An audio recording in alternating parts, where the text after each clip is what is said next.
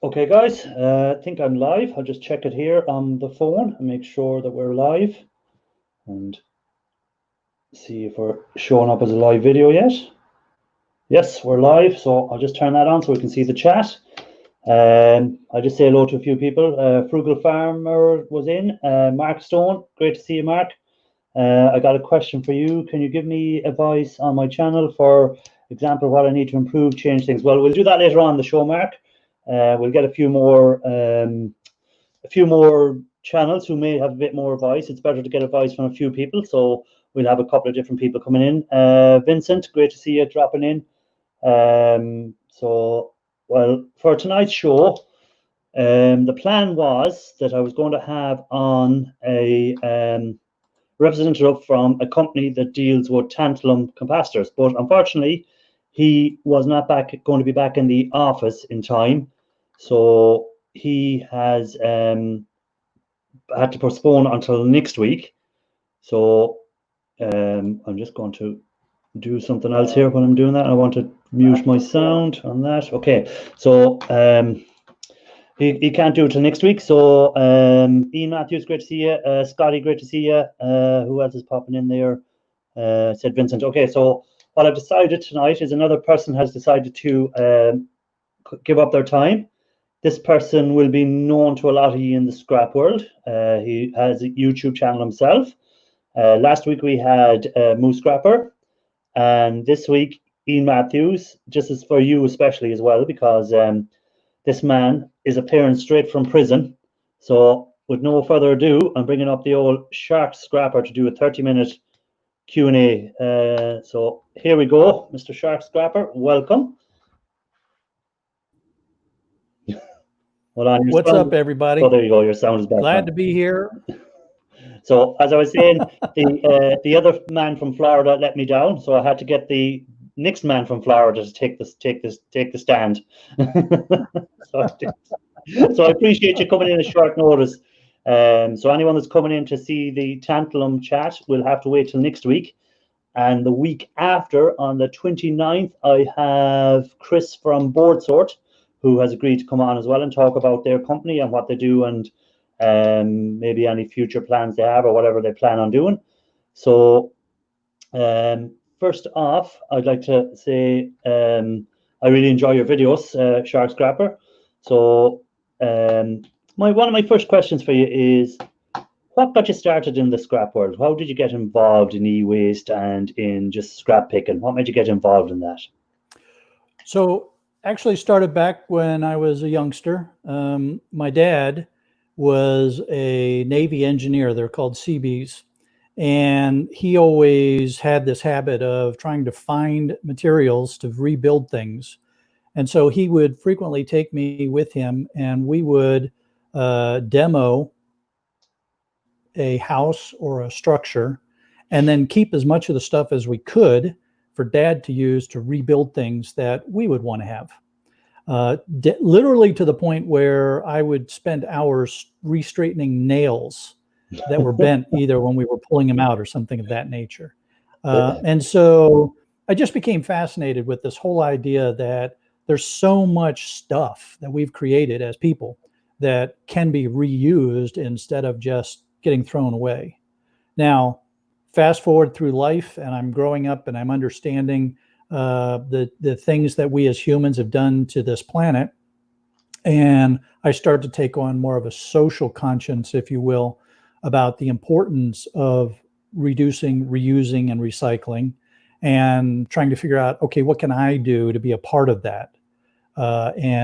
So several years ago, I decided that I was going to get into the e-waste part of it, just to, kind of get that stuff out of the landfills, because that's pretty nasty stuff when it's sitting in a landfill, and there's no reason not to try to reuse as much of it as we can. And then I have to admit that there was the allure of eventually being able to get some of my own gold and silver out of it. Well, that's the point that got me onto it, is the gold. That shiny stuff. Once you get your first bit of it from the e-waste, you're hooked. So wait till you get your first bit of shiny gold. You'll be going around taking every laptop you can see and every computer you can see lying around anywhere. So Yeah.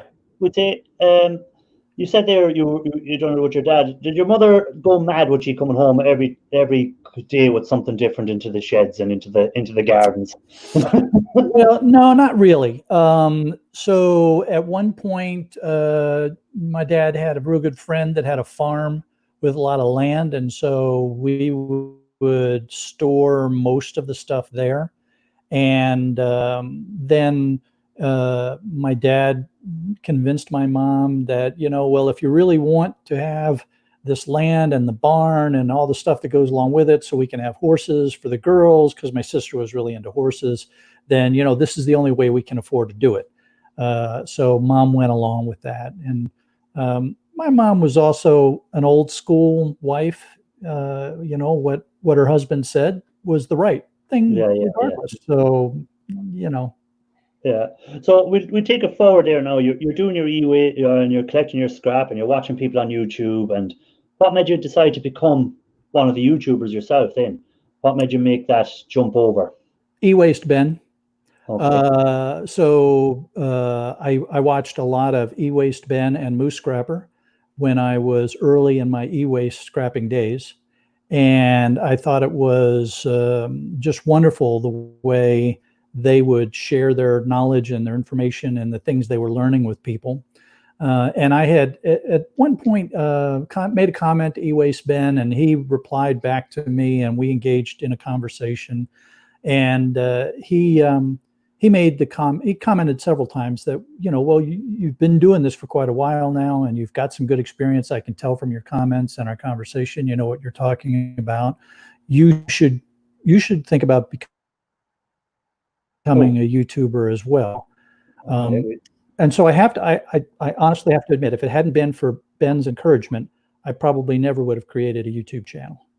Okay. And when you done your first video, would say your very first video, how did you feel putting it up there and putting yourself out there then for everyone in the world to be watching what you're doing?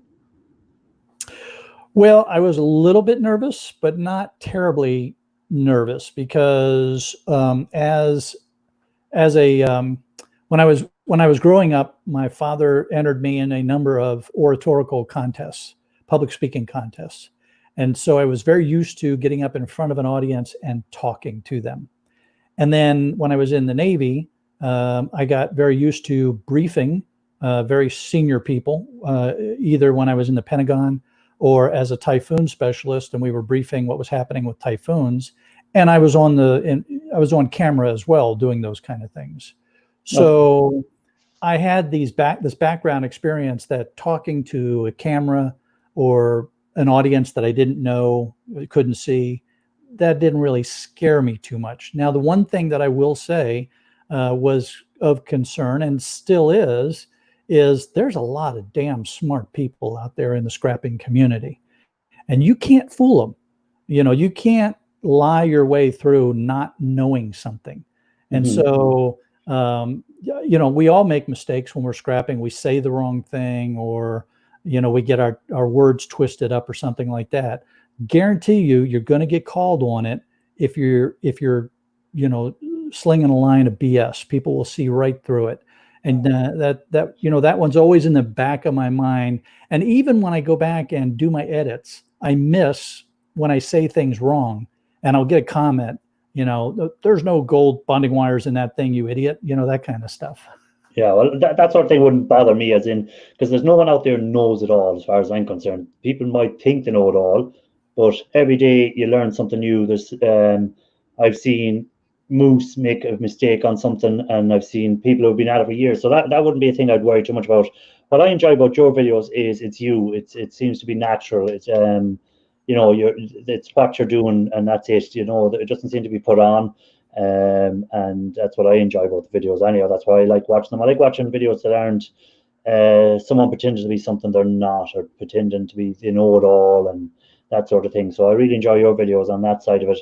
Yeah, and I like your editing. Your editing is very good, way better than I would, or some of the other YouTubers would do. Do you see YouTube as another income source in years to come for you, or is it just a way of passing time for you? No, I want it to be another income stream. The and that that combination of scrapping and YouTube, I see them as potential income streams. They're never going to be big income streams, but I would be satisfied if it's enough income to offset the cost of doing it. So I like to refer to scrapping as my hobby. It's a hobby with a passion, and it's a hobby that doesn't cost me a lot because I can get paid for some of what I'm doing, and that offsets the costs of the hobby. So the combination of what I can get in scrap and what I will eventually get from YouTube, hopefully means it's a break even, and that's that would be fine. Yeah, and how many years we'd say doing this scrapping now that you're at now? How many years are you at it? So the e-waste scrapping, I think it's maybe 7 now. Okay, and so we'd say when you started 7 years ago into it, and comparing it to now, what would you say is the main difference you find in the scrapping 7 years ago and now, or is there any difference at all? Well, it's still a lot of the, in the sense that 7 years ago the computers that you were getting were the ones that were coming out of service, and they had usually had a little bit nicer material. Stuff that's coming out of service now, yeah, it's a little more Chinesium and a little thinner gold plate and those kind of things. So there's and laptops.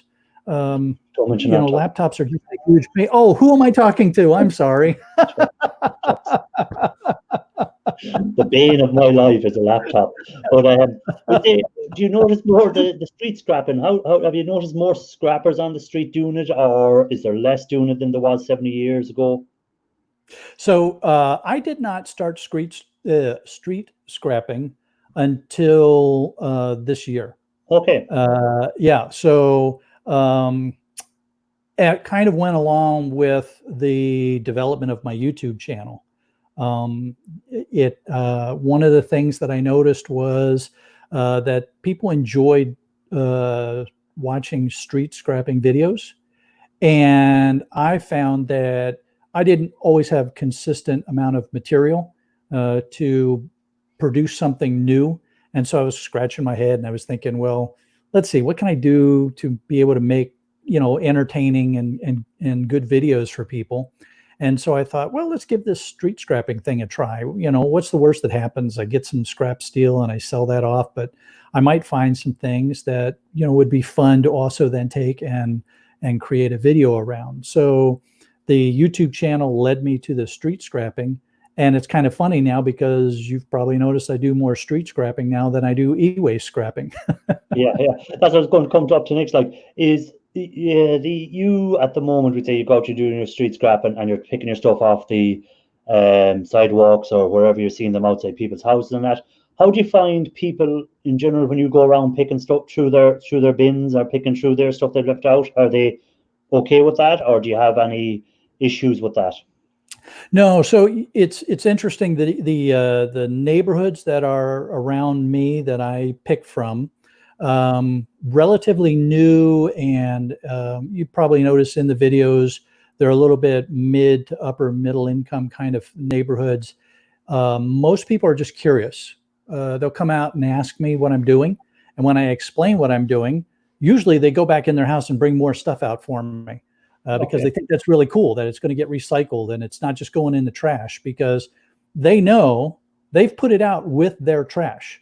So they know that it's going to end up in a landfill somewhere. And they like the fact that I'm trying to divert it out of the waste stream into the recycle stream in some fashion. I didn't fully answer your other question. I have not seen a lot of street scrappers where I am.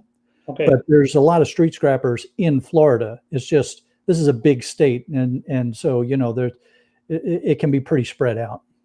Okay, and we'd say coming, where would you see? Do you see your YouTube channel heading more in the street scrapping side of it, or will you continue to do, we'd say, your street scrapping and your e-waste videos, or What way do you plan on doing your channel going forward? So my plan right now is to keep a balance between street scrapping and then specific interesting items, whether it's an e-waste item or a new whatever it is that I found that I haven't done before, like the one that I put out today.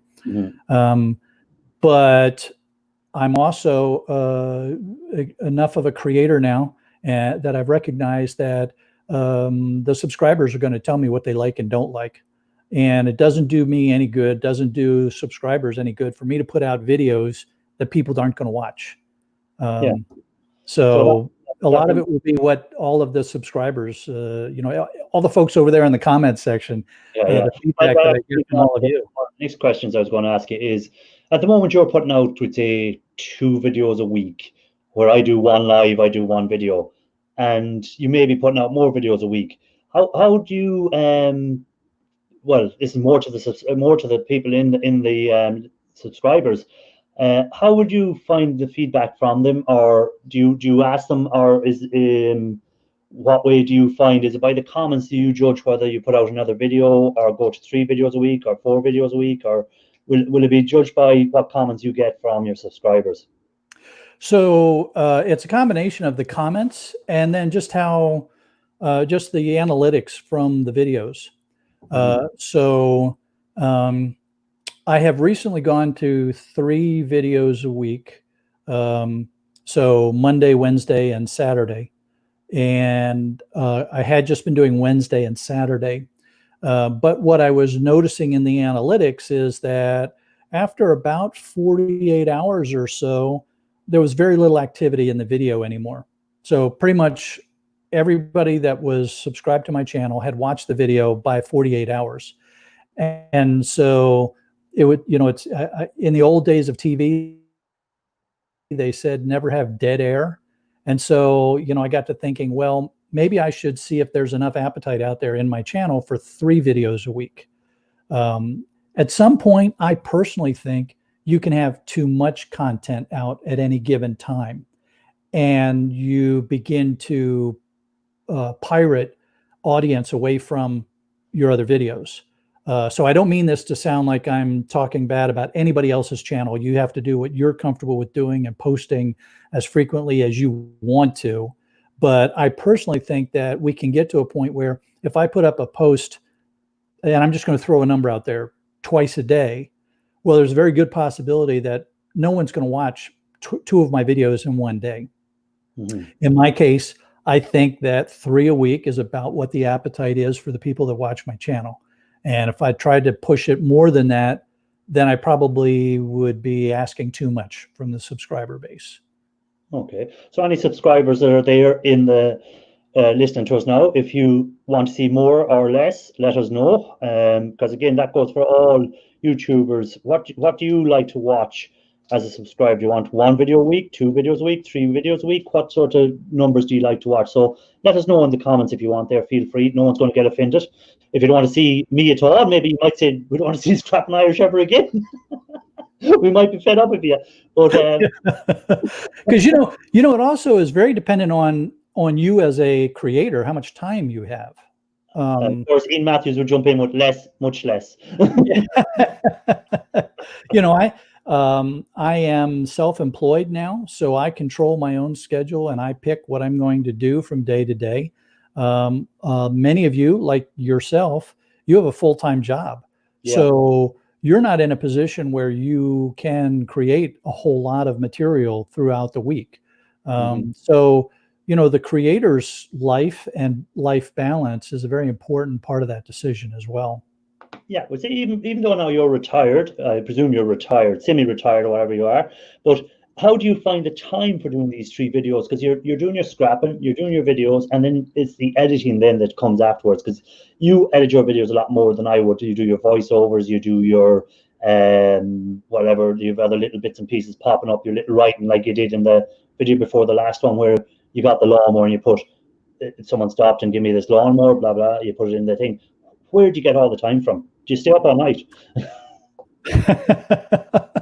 So I'm a retired naval officer. And I have been an executive at some large defense-related companies. I have the luxury of multiple income streams right now that affords me the most valuable thing that we have in life, and that is time. So I can pick and choose what I'm going to do throughout the week. And I actually build myself a schedule as if I was at work. I've got, certain days of the week that I'm going to be out. I've got certain days of the week where I'm going to be editing videos. I've got certain times of every day where I am looking at the comments and responding to comments and trying to be active with other people's channels as well, because that's the other piece of it. I need to spend time on other people's channels because that's a part of my learning process. So, I learn from Moose and E-Waste Ben and from Ian and from you and from Ralph and Rafal and all of the other creators that are out there. And I probably spend more time watching other people's channels than I actually do in any level of involvement in my own channel. Yeah, I find the same. I try and get around to, as Pascal said, David Carlisle said there, he has 200 plus channels, and he tries to watch one video a month from each person, just to, there's so many channels out there. Some people are like that. My way of doing it is I work Tuesday all the way through till Saturday, 8 in the morning till 6 in the evening. So, and then I have to go to work and I have to come back from work, so that's another bit of time gone. So I don't have much time, and then I have to do my own videos, I have to do my own scrapping, I have to do my own e-waste stuff. So I try on a Sunday is my day for catching up on videos. I'd say I put on the TV, put on the YouTube, and I start going through all the channels I try and watch. So it can be hard to catch everyone. Sometimes I might miss someone's video, and if I do, I'll try and catch it some evening during the week. But it's hard to comment on everyone's videos. But the one thing I try and do with my channel, I notice you do it a lot with your channel as well, is try and reply back to everyone's comment. Whether it's a negative comment they give you or a positive comment, at least if you reply back, they know that you've taken the time, and I think then they're more inclined to continue watching you or continue commenting on your videos. How do you find that? I think that's very important. As I said before, the most valuable thing we have in life is our time. If somebody is going to take the time out of their day to watch my video and provide me some sort of feedback, whether it's positive or negative, doesn't matter, I feel that I owe them the same courtesy of even if it's just giving them a heart or a thumbs up, to let them know that I read their comment, and if possible, to respond to their comment in some meaningful way. So yeah, I think that's very important. I do notice you get a lot of comments on your channel, and that's what I've noticed on them. You give the thumbs up, the heart, or you've commented back to them. So which I find is the exact same reason, that if someone's given up their time to watch your video and comment on it, the least you can do is acknowledge that you appreciate them doing that. Now, I'm going to bring it back to your military time, because we'd see that I'm going to get out of character here. Yeah, or I'll just explain what you were doing there. Actually, if anyone, well, most people know that's the way you go around in most of your videos. You're completely with the sunglasses on, and you've got the cap on when you're doing it, and you've got your jumpsuit on from prison. Yeah, it's amazing the editing that's required so that you can't see the police guards. yeah, to get them out of it. So we go back to, we say, what made most of us will know that have been watching your channel, you are from the military originally, as we'd say that's where you spent a lot of your time. How many years did you spend in the military, or the Navy, I think you were in, and what got you in there? What made you decide to join up? So yes, I was in the Navy for 25 years. I had made a commitment as a young boy that I was going to serve my country. So it was just a question of when the time came, how that was going to play out. I had been in love with the Navy and the ocean since I was a child. I had the good fortune as a young boy to spend a day with Jacques Cousteau. And I think I read every single one of his books, saw every one of his TV shows. I also was in love with all of the old World War II Navy movies and things like that. So it was sort of just a combination of things that I was going to join the Navy. And my dad was in the Navy too, so there was also that little bit of hero worshiping going on. When I was in high school, I applied to go to the U.S. Naval Academy. Didn't get accepted my first year, but I did get accepted the second year around. So for any of the younger folks that are out there in the chat section, perseverance. If you know what you want, keep trying, because it can really be a blow to your morale to get told no. But if it's what you really want, keep digging at it. So the second year I got accepted to the Naval Academy, and I made a decision that I would serve until I was told that my services were no longer required. So after 25 years of injuries and things like that, the Navy said that 2 artificial hips, wires in my head, and a detached retina was one too many of something. They weren't quite sure what. So instead of going to join my brothers in Afghanistan, I was asked to retire. And that must have been tough to be, asked to retire, and then to have to find how to occupy your time, because in the Navy or the military, as anyone knows, everything is so structured. You have your command all the way down, and you go by what you're told. You follow the rules. You do it this way. There's this way to do it. There's no other way to do it. That's the way it's done. Blah blah blah blah. How did you find coming back out of the Navy and going back into general, population, for a better word? Well, so I had I always knew that I was going to get into business. I just was never sure exactly what form that was going to take. So when I was a commander in the Navy, the rank commander, I didn't think I was going to get promoted to captain. And so I was saying to myself, okay, I got to figure out what I'm going to do next. And I started reading business books, read all of the stuff that was out there, like Think and Grow Rich, and that kind of stuff. Going to free seminars and stuff, at the colleges, night classes, that kind of stuff. So I wasn't afraid of the time when I was going to have to retire, because I knew I was just going to go into business of some sort. Then I got promoted to captain, so it delayed my transition into business, gave me more time to do more studies and things.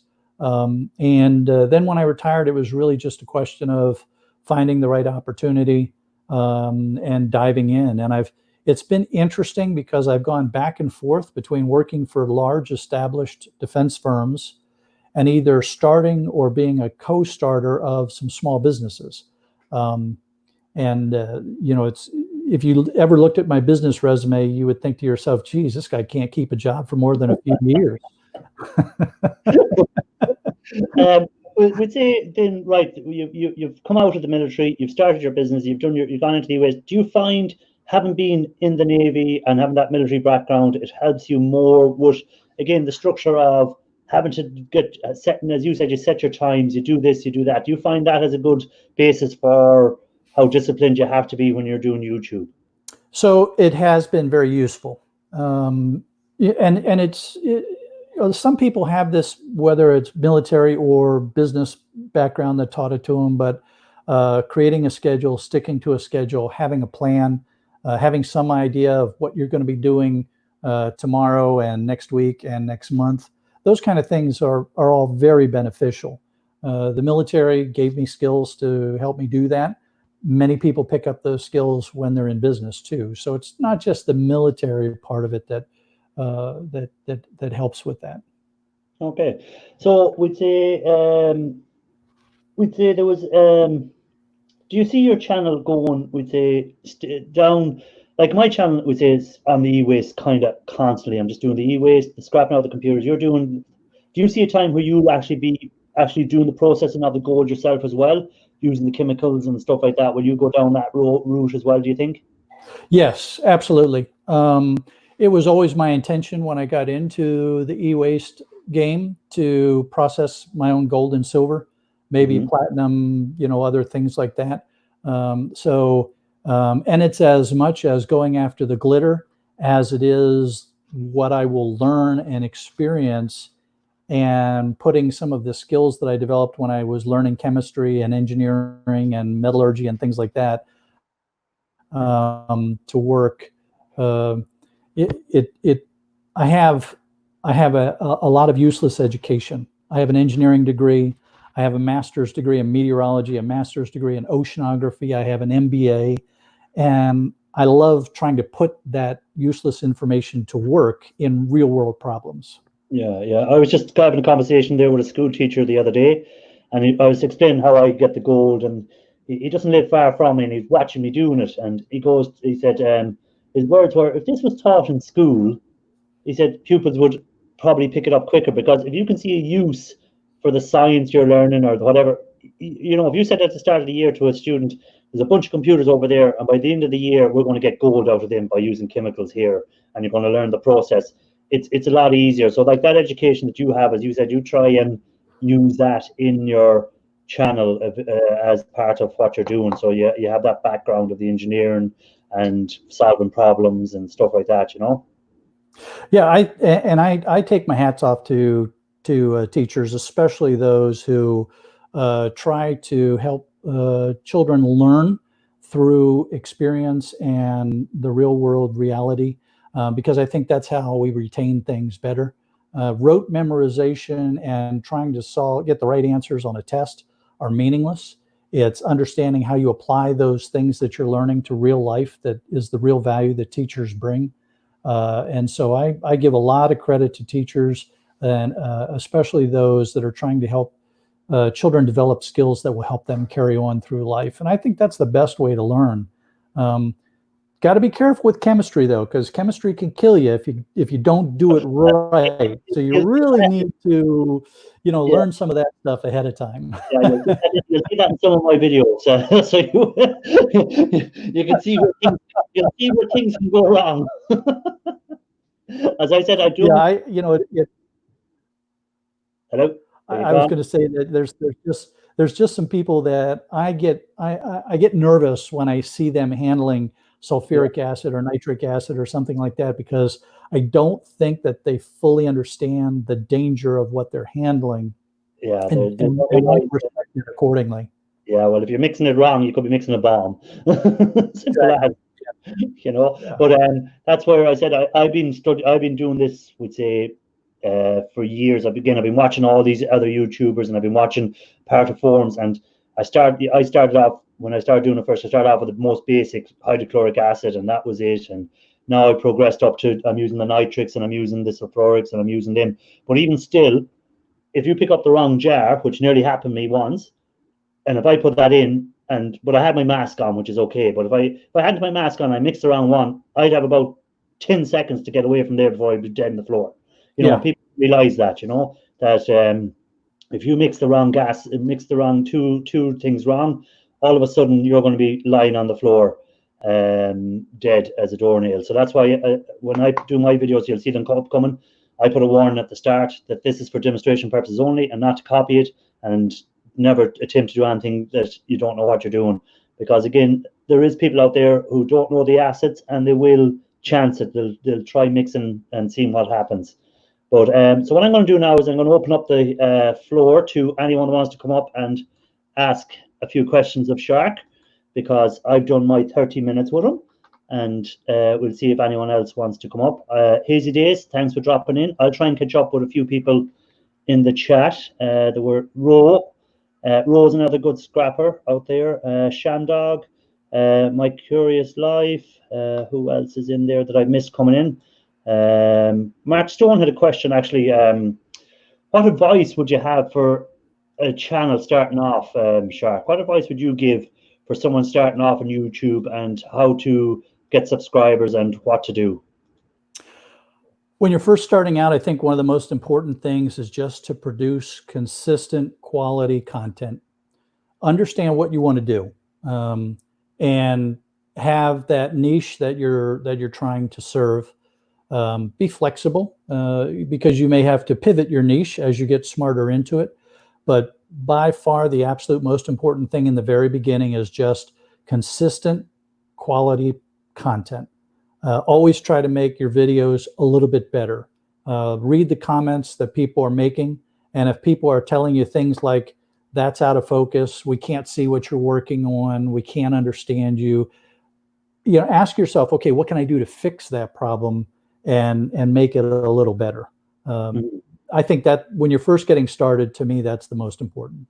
Yeah, again, to emphasize on what you're saying there is the content.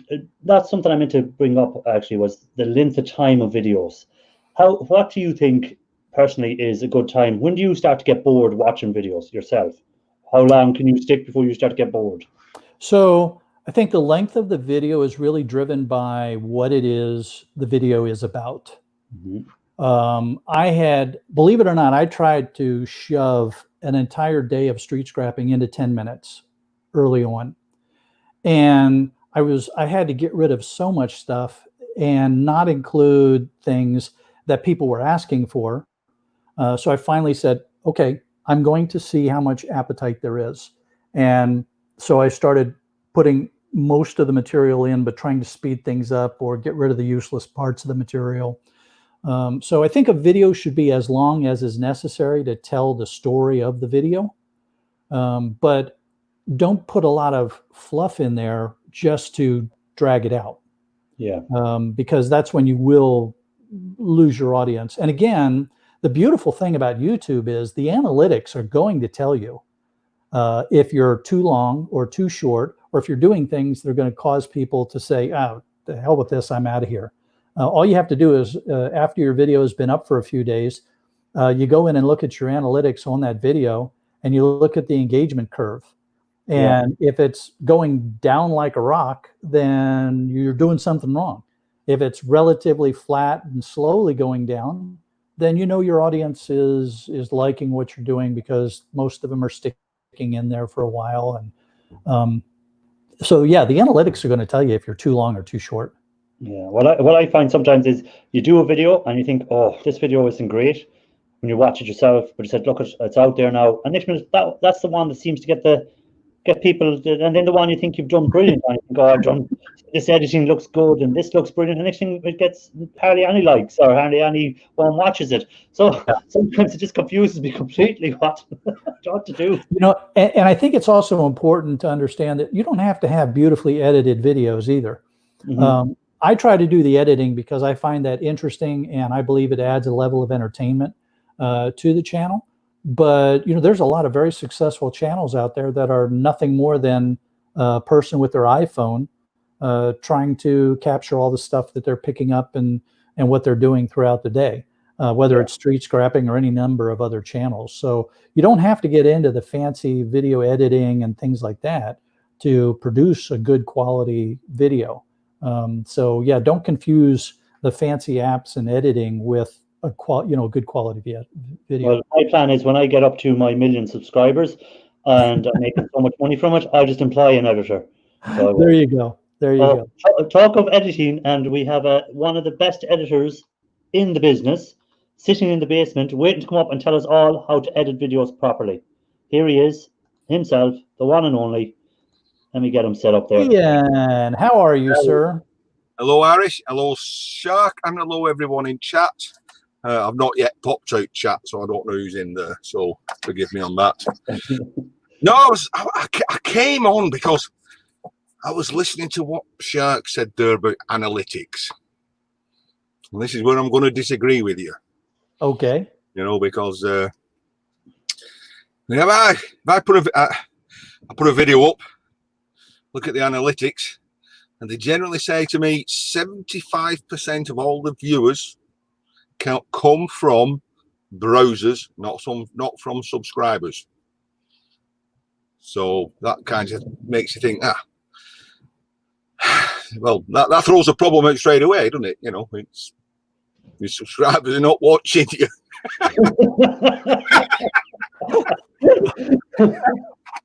Well, Ian, remember that point, because that's an important one that we should discuss, but I don't want to get you off track. So finish your line of thought there. Well, I don't know. It just ties in with everything else. I certainly agree with what you say about putting out, well, I'm going to say videos daily rather than twice a day or whatever. A video daily, I think you overload your customer. Well, I say customer. You overload your audience.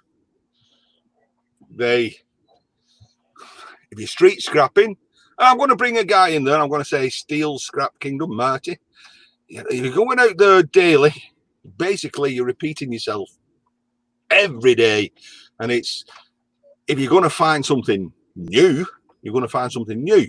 But most of the time, you're going to find what people have already thrown away many times before. You've got video after video of you loading your vehicle with white goods, with washing machines, with hoovers, vacuum cleaners. However, where Scrap Kingdom makes it very interesting, he has a very unique outlook on life, and his dialogue is what makes it interesting. You know, I mean, you'll be watching him, he'll be loading something, and then there'll be a jogger going past, he'll go, oh, look, a MILF.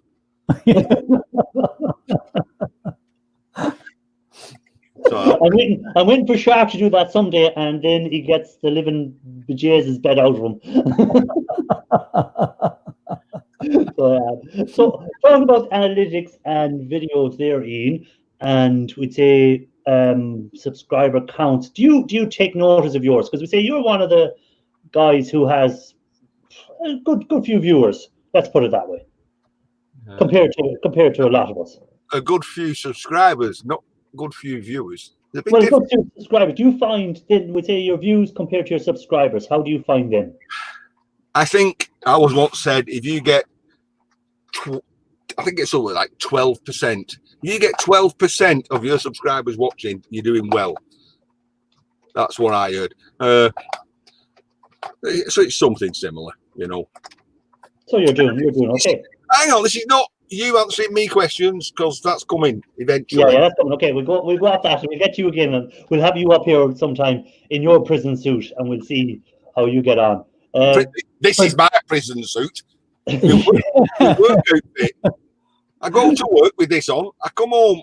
I work in garage with this on. I get up in the morning. I put this on again and go to work. Oh, another cleaner one. Then I go to work again.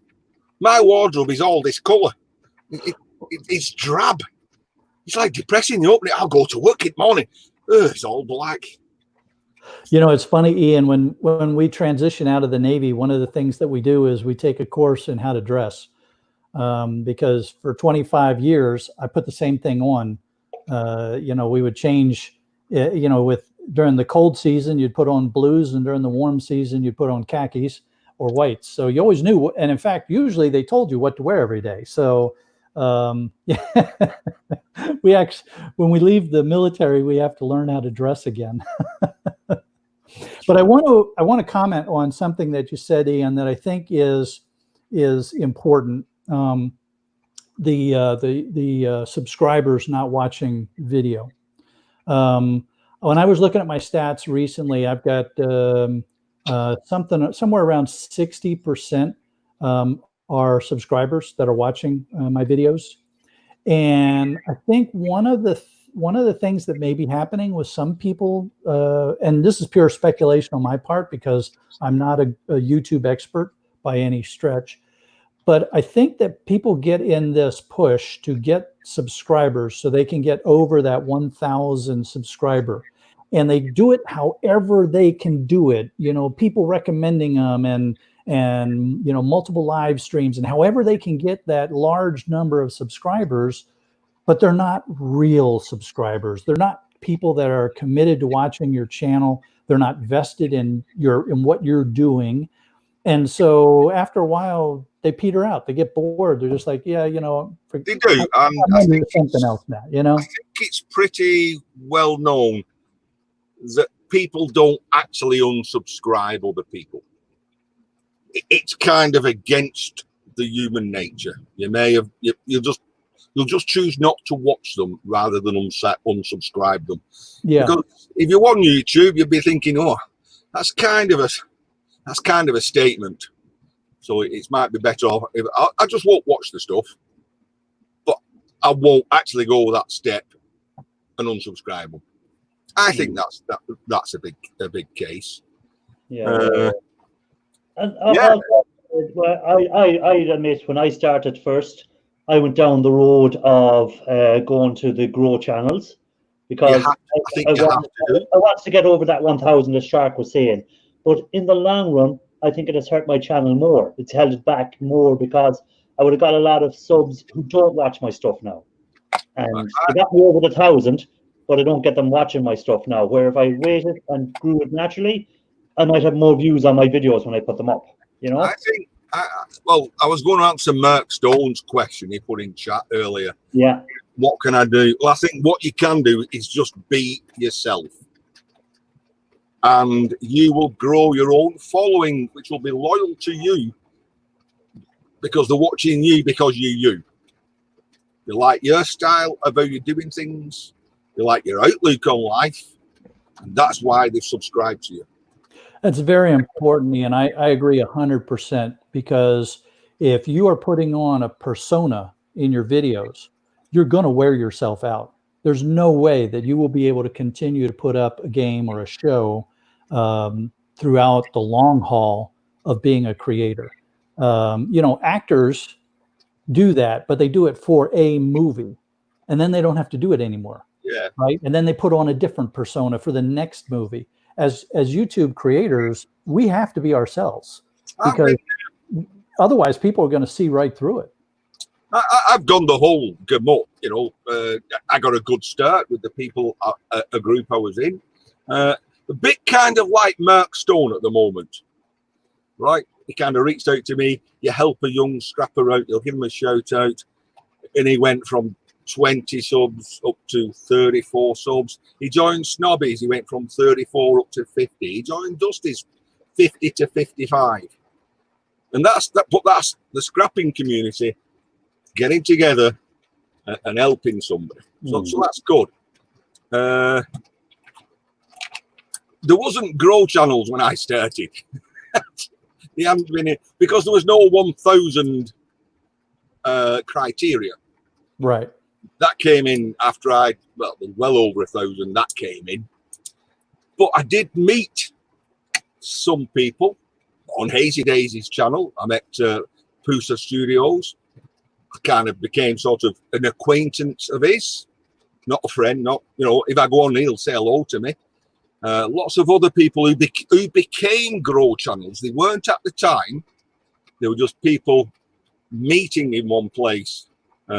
Thermal Fanatic, Ralph's Trucked, Deer Park Farmstead, JJ, Hunting with JJ, and all these eventually became grow channels. I still meet them, I still talk to them, I still go into the channels, but I'm not there because I need to grow. It's because I'm not going to ignore people. Yeah. That were there when I 2 years ago, 3 years ago. They've gone that way. I've gone that way. It's answering I'm going to answer a question, but you'll probably want to ask me. It's to Mark Stone, this. I do what I do in here. People want to watch it, they can. If they don't, I don't care, because I'm not doing it for them. I'm doing YouTube for me. It's called YouTube. So I'm doing it for me and a group of friends that has now grown. Yeah. So if you're going to try and please people, I think you're on a loser. I think people will suss you out that you're trying too hard. I've seen it. I've seen it out there, Ian, it's actually interesting that you say that, because when E-Waste Ben was encouraging me to start my own channel, I would frequently say to him, what, I'm going to compete against you and Moose Scrapper and Feats? Come on, we don't need another scrapping channel.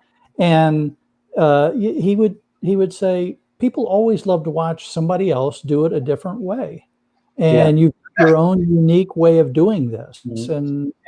And so, you know, that eventually sunk in, and I said to myself, okay, you know, I've got different motivations for doing this, and I do it differently than other people do it, and where I live, things are different than where they are in other places. So let's give it a try, and let's see if anybody's interested. And the funny thing is that I never considered myself part of the scrapping community until I started my YouTube channel, because before I started my channel, I was just a guy out there scrapping and watching other people scrap. It wasn't until I started my channel and I started meeting people like you, Ian, and Irish and Rafael and Ralph, and meeting people through YouTube, that I became a part of the community. Was that on day release? Well, to go back to a point you made there, Shark, about or I was Ian, sorry, about being yourself and doing it your way, and then Shark brought it on, saying that people like to see people doing stuff in different ways. What I've noticed is some scrappers get upset if you don't do it their way. Oh my God! I might do a video and some scrapper might make a comment, oh, you should have done this. And I'd say, oh yeah, well, I as I say in my videos, I prefer, this is the way I do it. And if anyone wants to do it any other way, feel free to do it, whatever. But some of them, they'll keep repeating it over and over and over and over in every comment. And you're here like, okay, I'm not going to change. Irish, I'm so guilty of that. I watch people and they're getting screwdrivers. And get your hammer. Get your hammer. Why are you unscrewing things? It's quicker. Get your hammer. Your job's done. What are you doing unscrewing everything? I'm like, that's shocking. You're one of them that just gets so mad when you see someone doing it any other way but your way. But I have learned tricks watching other scrappers. I did something the long way round forever. And then I watched Scrap Kingdom do something. I went, how easy is that? And taking plugs apart, well, there's no easier way than plug soup, is there? Well, plug soup was the way. It's the way forward. But that's why it's so. I wasn't on Raphael there. No, it wasn't a heat gun, Raphael. Even though you think it was, I wasn't on it. The heat gun thing is, I don't actually use the heat gun as much as you think I do. I just do it now to annoy you. Even if I don't need the heat gun, if I'm doing a video, I'll turn it on. I'll go, this will annoy Ralph. Or Raphael, sorry, not Ralph. It'll annoy Raphael. I'll even turn it on when I don't need it. Well, you know, and I really appreciate the, although I don't do live streams, and I don't know if I will, but I really appreciate that live streams allows us to come together as a community in more of a real-time kind of fashion. Whether you're in the chat, having a conversation with other people in the chat, or with people on the panel, or you're in the panel having a discussion, it really brings that sense of community together, rather than just I'm throwing up videos and I'm dealing with people's comments. So I think the live stream has been very valuable.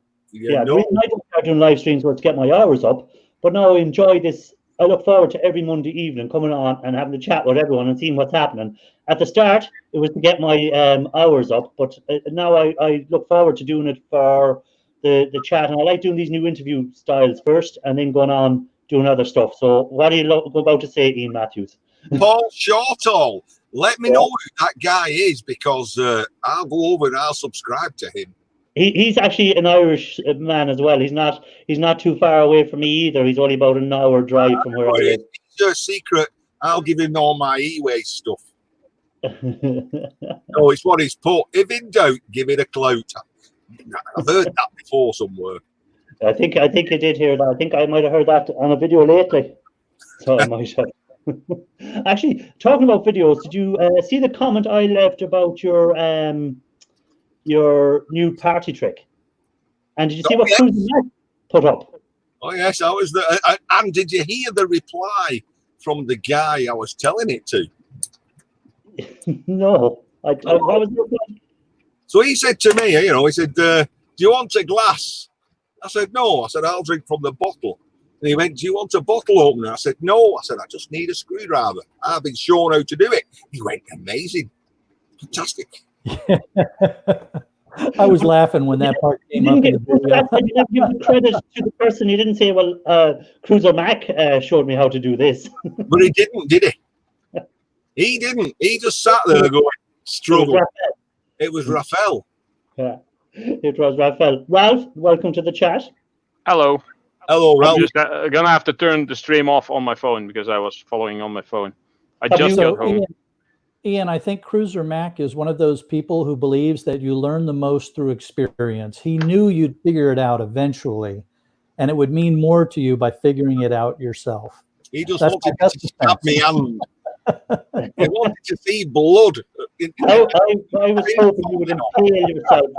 I was there, please impale yourself. Please stick it straight through your finger.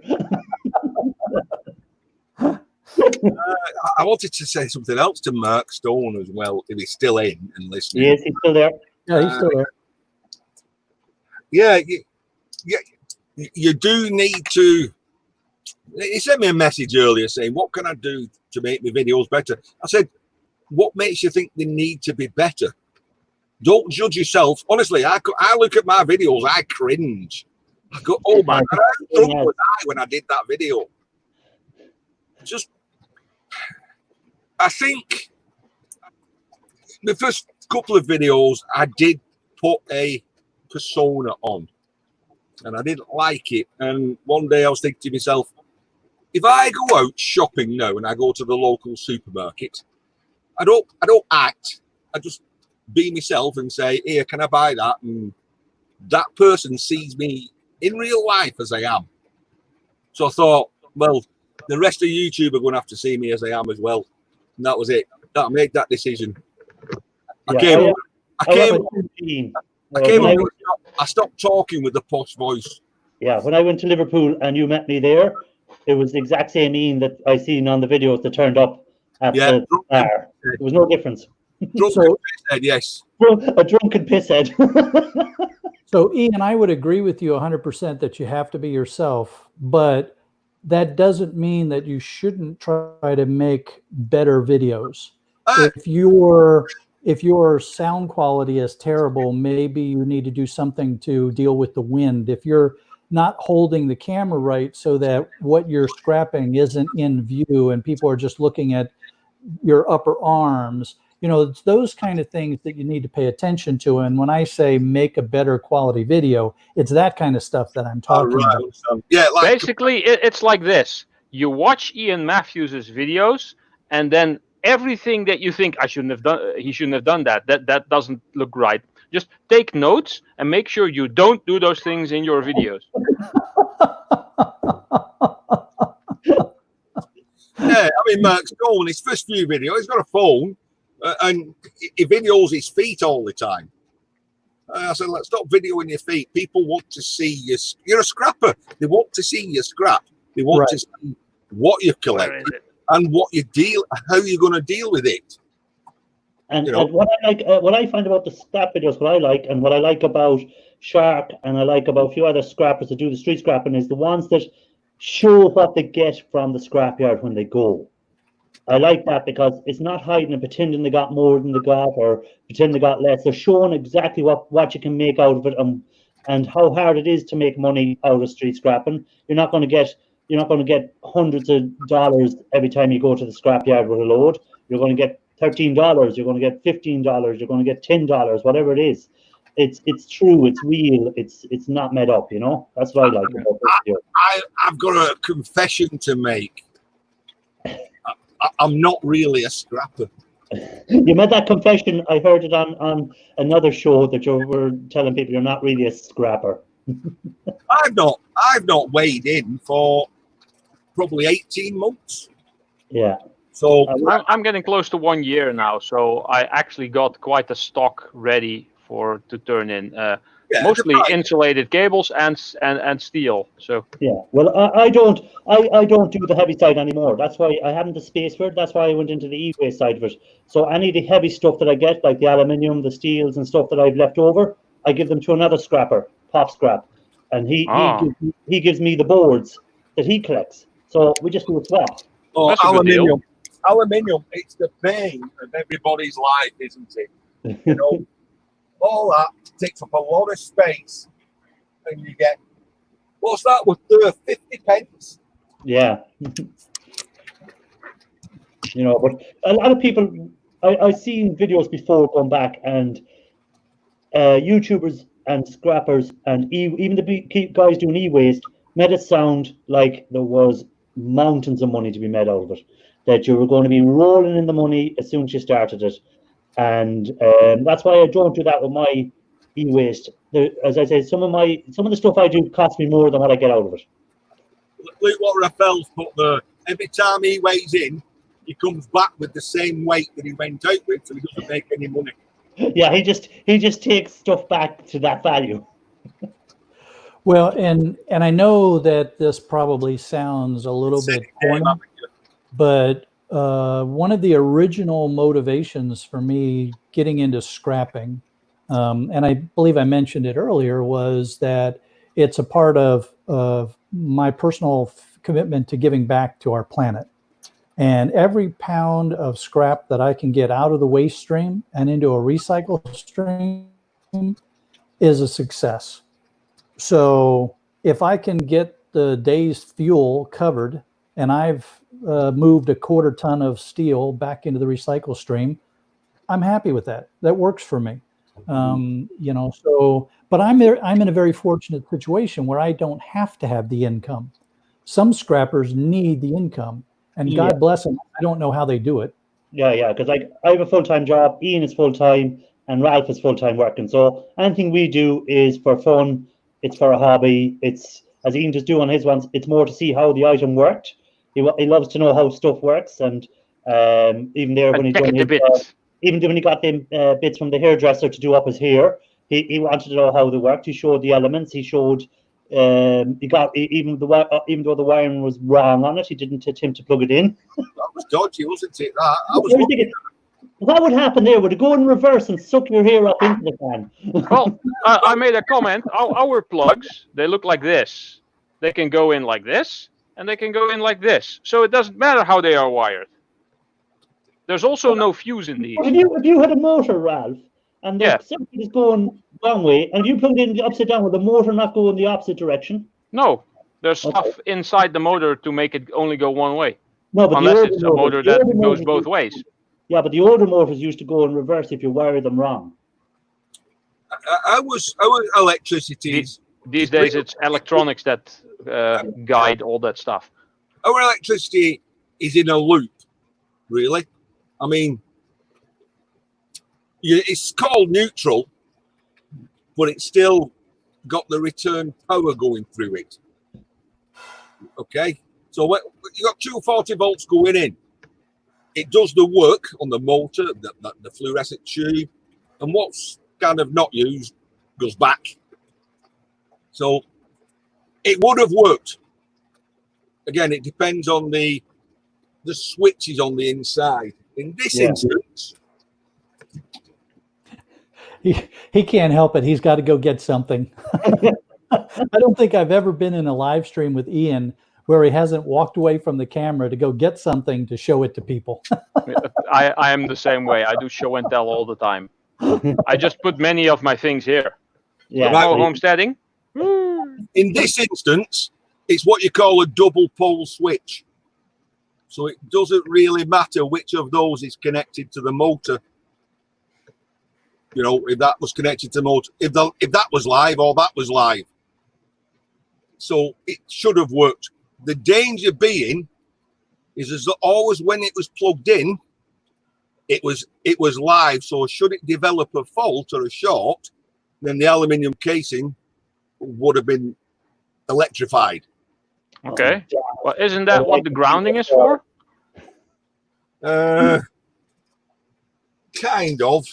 But what you do with in the UK, you're putting a brake in the live circuit. So when you turn it off, even if there's a fault, the casing won't be live. So why are there fuses in your plugs? Because ours don't have fuses. Yeah, that's kind of worrying. That you know. Our fuses are in the maintenance cupboard. Whenever there's a fault, there's a button that goes click. We have them as well. We have them as well, and then we have fuses on the appliance as well. We have our main Oh. fuses, then we have our secondary fuses, and then we have our fuse in our appliance. I know the answer to this. Most appliances have the fuses, so we don't need them in here. Probably all kinds of regulations for this stuff. I really don't know. So I find it interesting Hello, that Crypto. sometimes electronics have a fuse in it to protect the more sensitive elements of the electronics.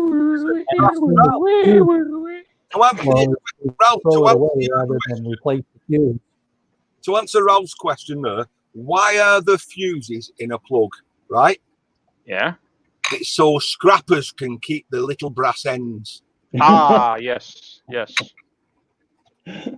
That's a good reason, yeah. I like scrapping the UK plugs because the pins are really thick and heavy. These are a lot smaller.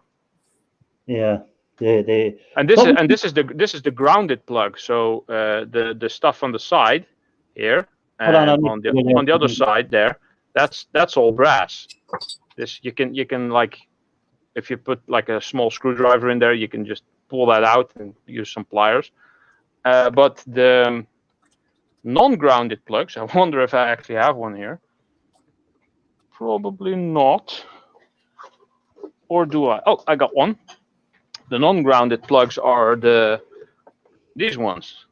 And if you cut them far enough like that, and you then break off the pin, you pull out the little bit of copper that's in there as well. But these are not just the tips are brass, but the part here you can kind of peel off, and it's just a couple of pins. So not that much brass in those, but in these a bit more.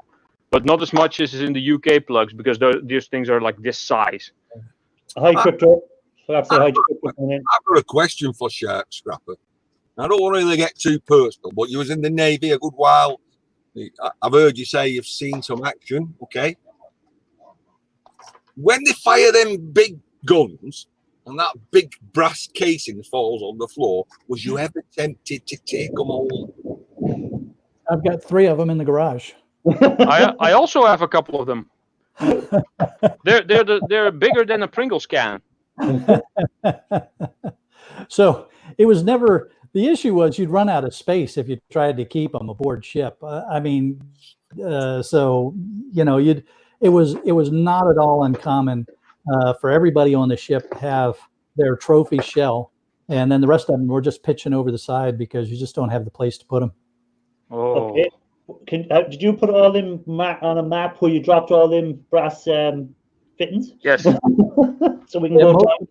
Yeah, I mean they're all over the Unfortunately, Pacific. magnet fishing is not going to be helping there. Yeah. So there's some poor little starfish crawling along them, and a whopping great big shell landed on it. Oh no, it just landed next to him, and he thought, "Oh, look, a new home," and he just goes in there. No. You know they live in pineapples. Oh yeah, that and under stones. Yeah. Imagine one of those hermit crabs that when they grow they change shells. Imagine finding a really big one, having a brass shell sticking out, and having that as a house. That would be very interesting. That'd be a big hermit crab. And my bling, all like diamonds on its claws. Would the army what did the army do with all their stuff for recycling? Would you not try and get in and get a bit of that with your old military contacts? Well, shooting ranges have a lot of brass, and sometimes you can pick it up, and wasted lead, and sometimes you can pick it up for free, I've heard.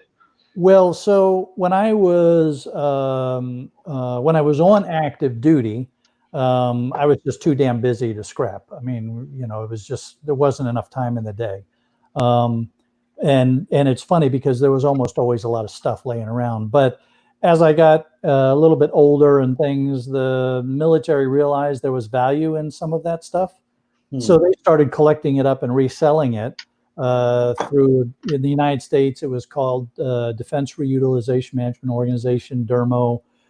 There are liquidation sites in the United States that you can bid on leftover material, Gov Deals, Gov Liquidators, those kind of Army websites. surplus stuff.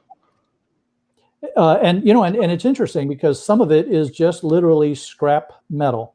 You're bidding on a lot of X number of tons of leftover metal, aluminum, steel, brass, whatever. Some of it are functional pieces of equipment that are considered surplus, and some of it are what are called demilled or demilitarized things that you can't use it as a weapon anymore, but it might be useful for some other purpose. You know, you say that in the paper last week. I'm not saying local to me. They're probably 80, 90 miles away from me. There was a young couple got sent to jail, and they'd visited a disused army base, and they'd found some World War I mustard gas. Ooh. Okay. And they actually took it home. They didn't know what it was. They took this case. You're thinking, who didn't clean that place up? Yeah. So the problem being they didn't know what they've got. So they knew a reservist. They asked him, an ex-reservist. He identified it and said, right, you don't need that. You need to get rid of it. Yeah. But instead of taking it back, they went to a local lake and dumped it into the lake. Oh, lovely. You know, if they'd have called the authorities, they'd have probably been okay. But because they dumped it, yeah, they got stupid. Well, they got stupid, and the money they spent, I think it was nearly £250,000 that they had to spend to like sort the lake out, abandon everybody's houses near the lake. Yeah. So for all that expense, they actually got jail time. Yeah. Yeah. I can imagine. We try. I say, where is it again? Is there going to be street party for Ian when his birthday's up? Cruiser Mac wants to know. You know, I will say that I can't speak for all militaries, but I know the U.S. military does try to clean up after itself. We didn't always. We weren't always very good about it. And a lot of times we would just dump stuff off the side of the ship rather than have to worry about it. But in the recent past, we have actually put money aside. The U.S. government has put money aside to clean up old places, weapons depots, and the training ranges, and those kind of things to so that people don't inadvertently stumble across it. But there's a lot of stuff out there, and people are always finding things that they shouldn't be finding. The latest thing, of course, is now the fashion in magnetic fishing. Yeah. Now, I'm friends with a young lad called George. He was only 12 years old. He just started his channel, and he was, I can't remember, 100 subs. And we were talking. He said, "How do I grow my channel?" I said, "Well, what do you do?" He said, "I'm magnetic finish." I said, "Don't worry about you growing your channel." And he's phenomenal now. Magnetic G. Yeah, he's 50,000 views when he puts a video up. Because where he goes, it must have been kind of army related. And he's putting all sorts out of the rivers: grenades, Bren guns, knives, swords. I love the videos with small chests of coins. Yes, indeed. All kinds of stuff. Pulling the safes out. Snobby, welcome in. Snobby is hello, Snobby. Hey, hello, Snobby. You know, it's one of the things that's fascinating to me since I've started putting up a YouTube channel and watching YouTube, is I'm seeing all these things that I would like to try. Right? I want to separate my own gold and silver. I want to pour my own ingots and molds and things like that. I want to go magnet fishing. I want to go treasure hunting with the metal detectors. You know, the way Canadian treasure hunter goes out and does it. So there's just, I see these things and I think to myself, oh, that could be a lot of fun. And then I step back and I say to myself, and where am I going to fit that? I don't know how I worked full time. I have a hard enough time fitting everything into my day now. And I'm self-employed. I don't know what I would do if I had a full-time job again. Yeah, I just buy lottery tickets every month and hope at some point I can stop working. Yeah. Hope that I could do YouTube videos all day and try. Well, imagine that, winning a couple of million, never having to work again. So why do I need to get monetized again? But I wouldn't. Would you? If you won the lotto tomorrow morning, would you stop doing YouTube videos? I wouldn't. I like doing it. No, it's a hobby. I'm doing Yeah. it. Yeah, it's Don't come on here thinking you're going to make a lot of money on YouTube. No. No. But, exactly. If at some point you're trying to get progress and put effort into it, hoping that at some point you're going to get a little back from it. But if you first won the lottery, so you have all the free time to make videos, then I don't have to make videos because it takes pressure off, I guess.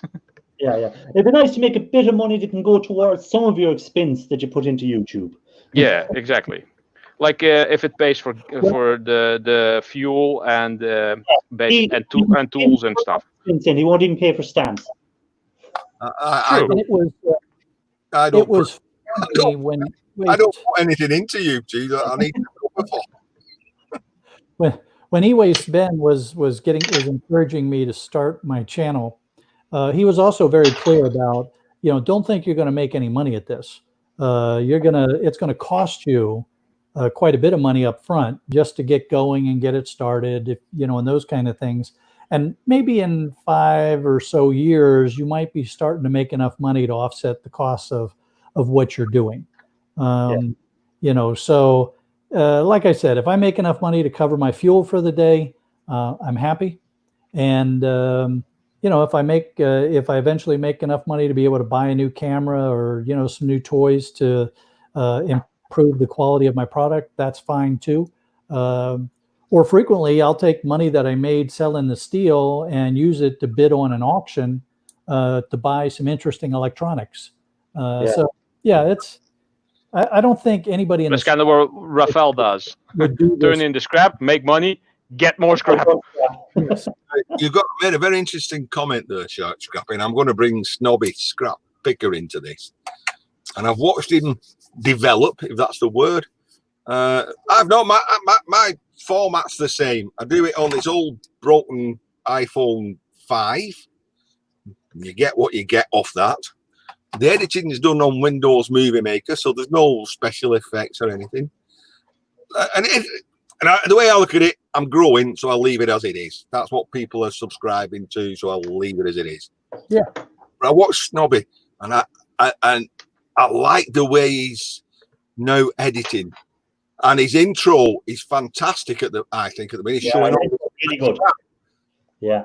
And it's not the same one every week. It's different every week. And it's like, whoa, I like that. And then all these things pop up and it makes it a lot more entertaining. But at the same time, I do realize that most of the people watch me to drop off to sleep at night. So, if you put too much of that stuff in, people might wake up.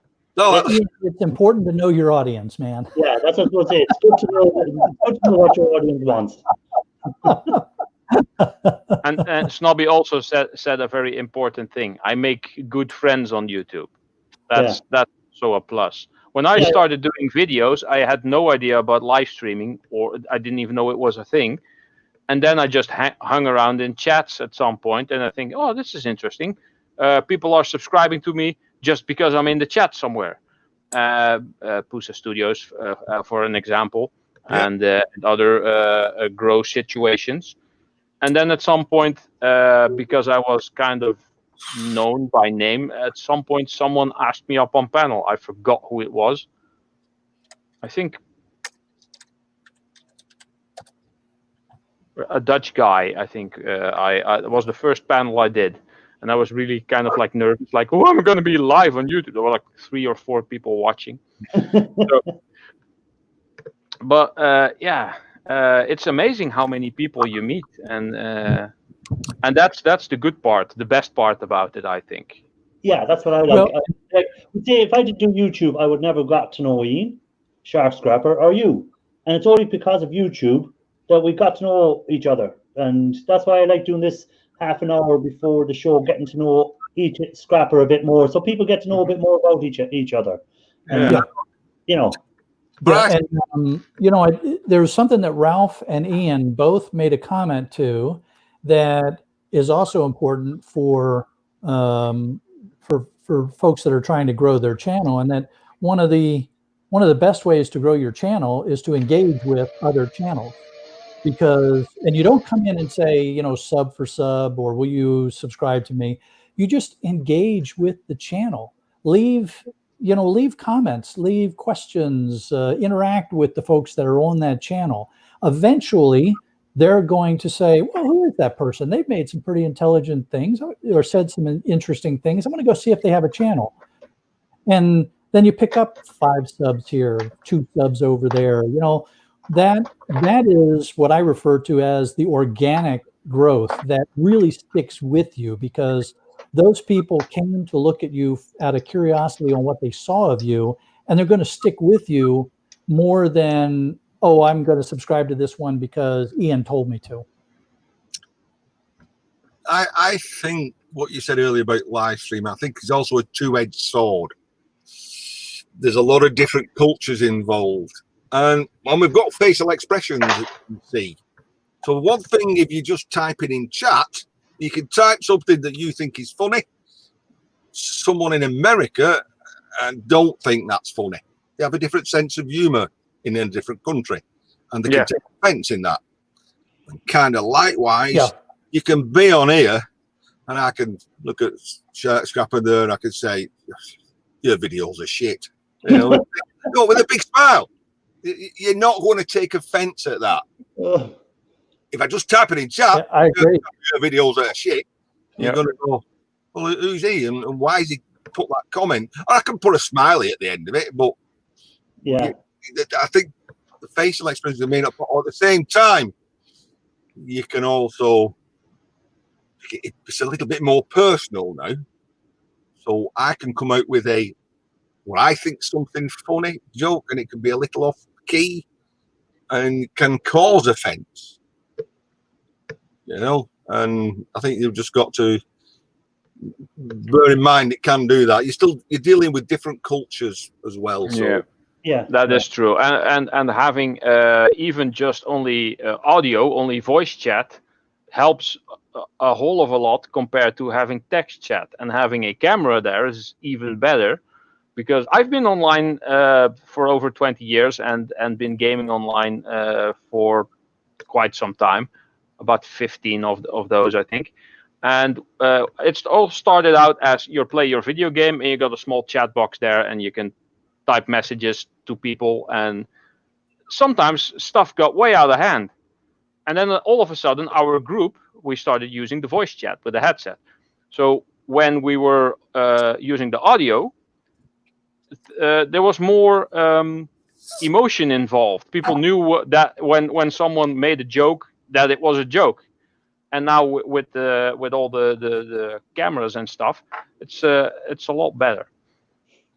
There are some souls. Irish. Oh, okay, our souls. That's a new one. Carlisle's comment. Yeah, let me go. Shark Scrapper, your videos are.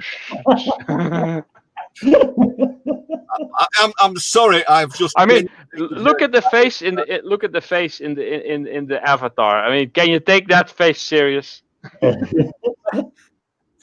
But see, that's the beauty of what we've been talking about. The beauty of the live chats and these streams. You know, David and I have commented in chats a lot, and you know, and I know he's just having fun with the comments. That, well, okay, I think he's just turned on hobby now. Conversation. Hughes, welcome in. Good to see you. So the YouTube brings, I think it's great that it can bring people, like, as I said, I started doing my lives just to get my hours up, but now it's something I look forward to doing. You know, first I said I'll do 2 or 3 weeks and it'll get my hours up and it'll get me near the 4,000 hours. But even when I get my 4,000 hours, I'm going to still continue it on, because I enjoy the bit of banter, the bit of crack, the piss pulling out of each other, especially Ian. We do mostly hit. He's mostly gets it every time. So I really enjoy these. I look forward to them. All week long. I'm looking forward for the weekend all the way through Monday with the live streams. They're really interesting. Though I think that we also have to recognize that as creators, we have a lot of fun and we joke around with each other. But sometimes on our videos, we'll get comments from people that can be almost mean. And so you have to have a pretty thick skin as a creator, because you're going to have haters. You're going to have the Australian thumbs up people. And you're going to just have people who are blunt the way they criticize what you've done. And so they may be spot on correct, but they've said it in such a way that you're thinking, you know, you didn't have to be such a jerk about it. Again, I think that comes down to what Ian was on about different cultures. Some cultures, I notice, I work in retail, and you're dealing with different cultures, and some cultures will be blunt and straight to the point, and they don't mean offense by it, it's just the way they do it. Where a lot of Irish people, we go around the long way of telling you that you're shite. We just take a long journey. So we do. And Dutch people just say what they think. Exactly. That's my point. Well, that's why I see the comments, and some of the comments might be, someone might say, and I just go, where are they from? Oh, yeah, that explains it. I'm afraid we're a bit blunt. The more north you go, the blunter you get, until you get way up like Alimac type of Scotland. Well, they don't like say it as it is. Yeah. Like I seen Ali back today with his car driving around, and I like where the person tried to buy the seats only off him. Without haters, I have no fan club. I was it my last video? I can't remember. He put it up today, Ali Mack. He put one up today. I watched it before I came on here, and he was test driving his Audi out, and he'd advertised the Audi for sale, and he'd put it up for sale or for parts or something like that. And some buck rings up, can I buy the seats off? He said, no, I'm sitting on them. That's actually a good one. Oh, listen, one video back, I picked up a load of horse manure, didn't I? Yeah, that's a good few videos back now. Come on. Manure. I hate manure. But they're still in the bags. So it was yesterday. It was Friday. I decided to empty them into the soil. There was a big pile there. Sorry, it was in a plastic tub. Okay, it's a plastic tub. Because of all the rain, it's filled up with all this brown poo liquid. So I'm pouring that into the garden, and my daughter's there. She goes, "Oh, that looks disgusting." She goes, "What is it?" I said, "It's horse manure." She goes, "Where have you got it from?" I said, "An horse."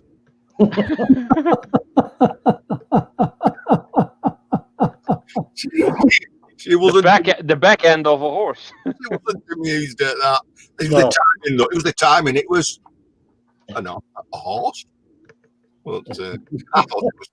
She walked in disgust. Yeah, she just turned around and said, "Oh, why bother?"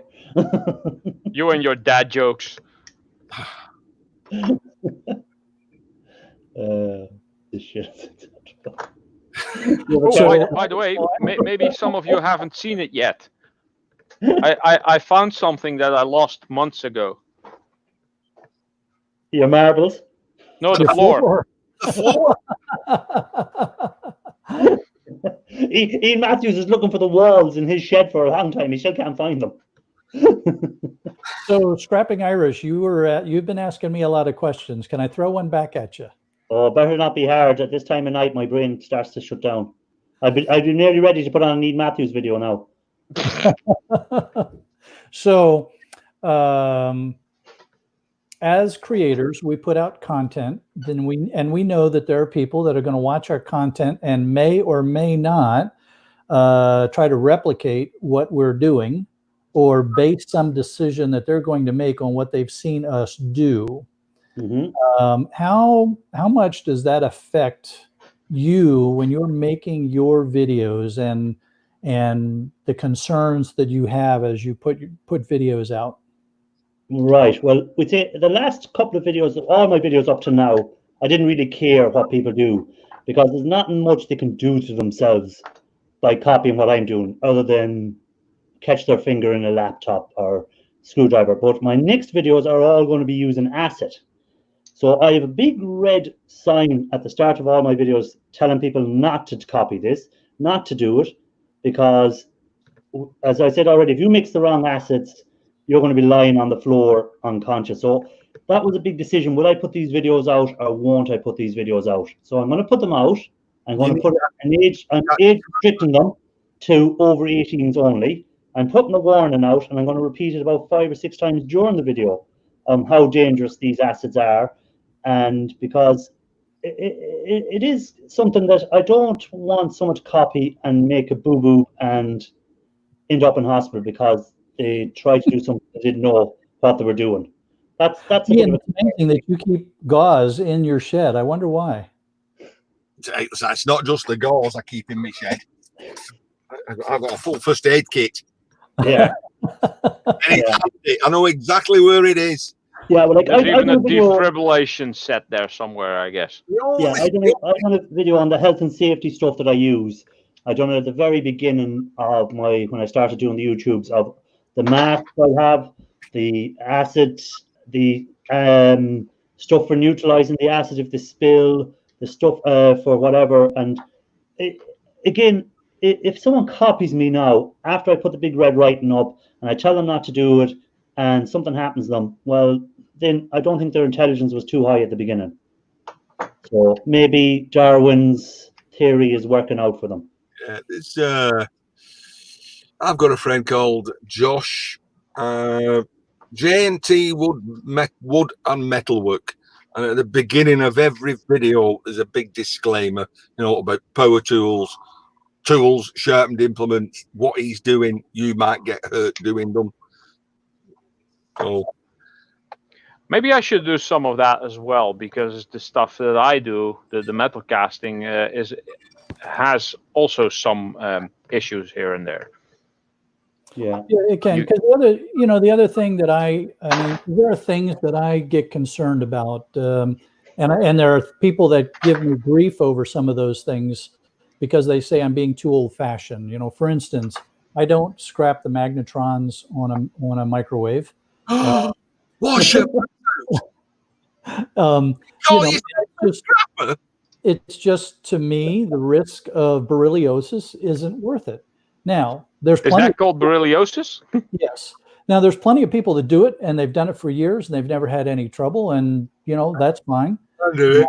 It's the same with it's the same with releasing refrigerants from refrigerators and other CFC devices. I don't know how to do it properly, so I don't do it. But I know that there are people that give me grief every time I make comments about that in my videos, and I'm okay with that. It's as long as you understand what the potential is that you're doing either to yourself or to the environment. If you still choose to make that decision, okay. So there's always some of those kind of things in the back of my mind when I'm making the videos. As Ralph will tell you, I've actually cut myself hoovering. Yeah.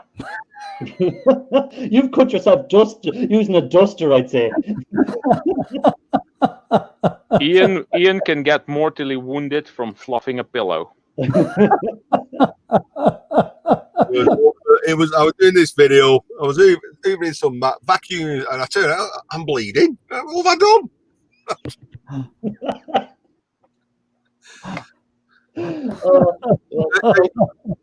Mate says, wonder who is guilty of doing that. Not me. There's a £2,500 fine in the UK if you're caught not depolluting a refrigerant device correctly. Yeah. Well, and all those fridge pots in my garage, I bought from a scrapyard. Yeah. Well, okay. We believe you. Like this guy here, he doesn't have any nitric acid. He's not. No. He's not.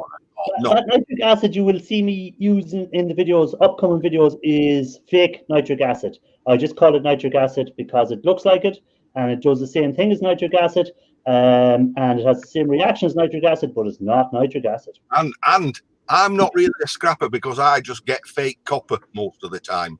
Chinesium. It isn't. But another thing about that I would with my videos is a lot of people will be, if you're going to go down the acid road, you're going to have a lot of waste afterwards, and it's how you deal with that properly and not just poured out down the drains or poured down the field nearest to you. So I'll be doing a video on how to deal with that at some stage. But at the moment, I have 4 or 5 about that size barrels of acid that has to be neutralized and all that sort of work. So that's another side that a lot of people don't tell you about the e-waste, is the amount of actual waste that you have to dispose of correctly. Yeah, because you're going to have some heavy metals left over in that stuff too that you're going to have to deal with even after you utilize the acid. Yeah. Well, the plan is you'll drop your precious metals by putting copper into it afterwards. Then you'll put your iron in to drop your copper, and then you'll neutralize your iron water then at the end. So you're just left with a basically irony water, which can be disposed of a lot easier than if you try to dispose of it while the copper is still in it. Oh, the irony. The irony. But yeah, that's a thing you have to watch out for. I don't know what the regulations will be like in Florida on that side of it. But over here, if you're caught dumping any of that stuff down a drain, you'll be getting a bit of prison time. You'll be wearing a jumpsuit. Yeah, well, there are the laws and regulations, and then there are what people actually do. Where is he? He's there in his jumpsuit. I'm gonna get a striped jumpsuit one of these days just for Ian.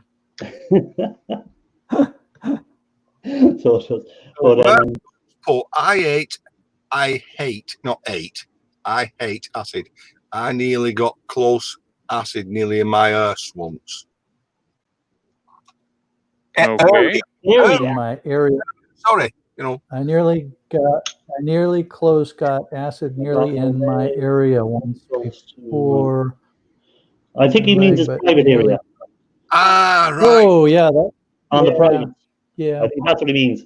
Well, Merkstone, that's not so bad when you're older because you don't use it. You don't need it anymore when you're older. You just use it for stirring tea then.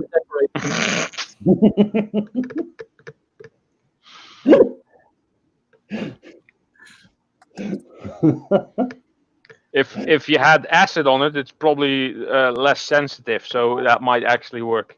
In your favor. See, my Curious Life says I only use acid. I only use acid, citric acid, for rust removal. It's also very good for hard water removal in your kettle, things like that. You can actually use citric acid in gold recovery. I put acid on food. Here's another thing that's great about our community. So right here, I have a package, and it is addressed to Monica. It's something that she saw me messing around with during a live stream over the weekend, and you know, she wanted to know if she could buy it from me, and so you know, I'm going to send this to her and give her my PayPal address, and she can put in whatever she wants. I don't care. I'd give it to her for free, but she wants to pay me for it. But I think every one of you in the panel, Chuck. Don't be saying about paying for stuff, because Ian now is going to start charging for his stickers. That's all right. You never have to pay him. Let's pay to wait longer. I could see Ian thinking, "Fuck, people pay for stuff. Oh, and I'm giving these stickers out for free." But it's, you know, it's fun how people share stuff between each other. You know, you've got that deal going, Irish, where you trade the heavy waste, the aluminum and steel, for the boards, and who is it, Pop Scrapper that you're trading with? Pop Scrap, yeah. So, and Ian, do you have people that you trade with, barter, if you will? Well, yeah, I've got a neighbour. I give them all my e-waste, all of it. Yeah. I'm going to find where that hiding spot is, and it's going to disappear. Do you know why I kept e-waste? No, it's not for the reason you think, because I didn't know there was any gold or precious metals on them. You know, I get a board, I just take the copper off and the aluminium, and that's me done with it. But that's how I used to do it. Yeah, taking the copper and the aluminium off and thinking, oh, there's no value in this. Throwing away computer mainboards by the hundreds. Yeah, but I didn't throw it away because I was looking at the solder on it and thinking that's lead. And I'm thinking, how do I get all that solder off that board? This man's favorite tool. Listen, Yes. that's why I kept it, because I've seen something where in I think it was in India, and they had all these ladies with like a big iron plate being heated underneath, and they just like put it on, flipped it a few times, and all the solder float came off the board, and it was literally a channel.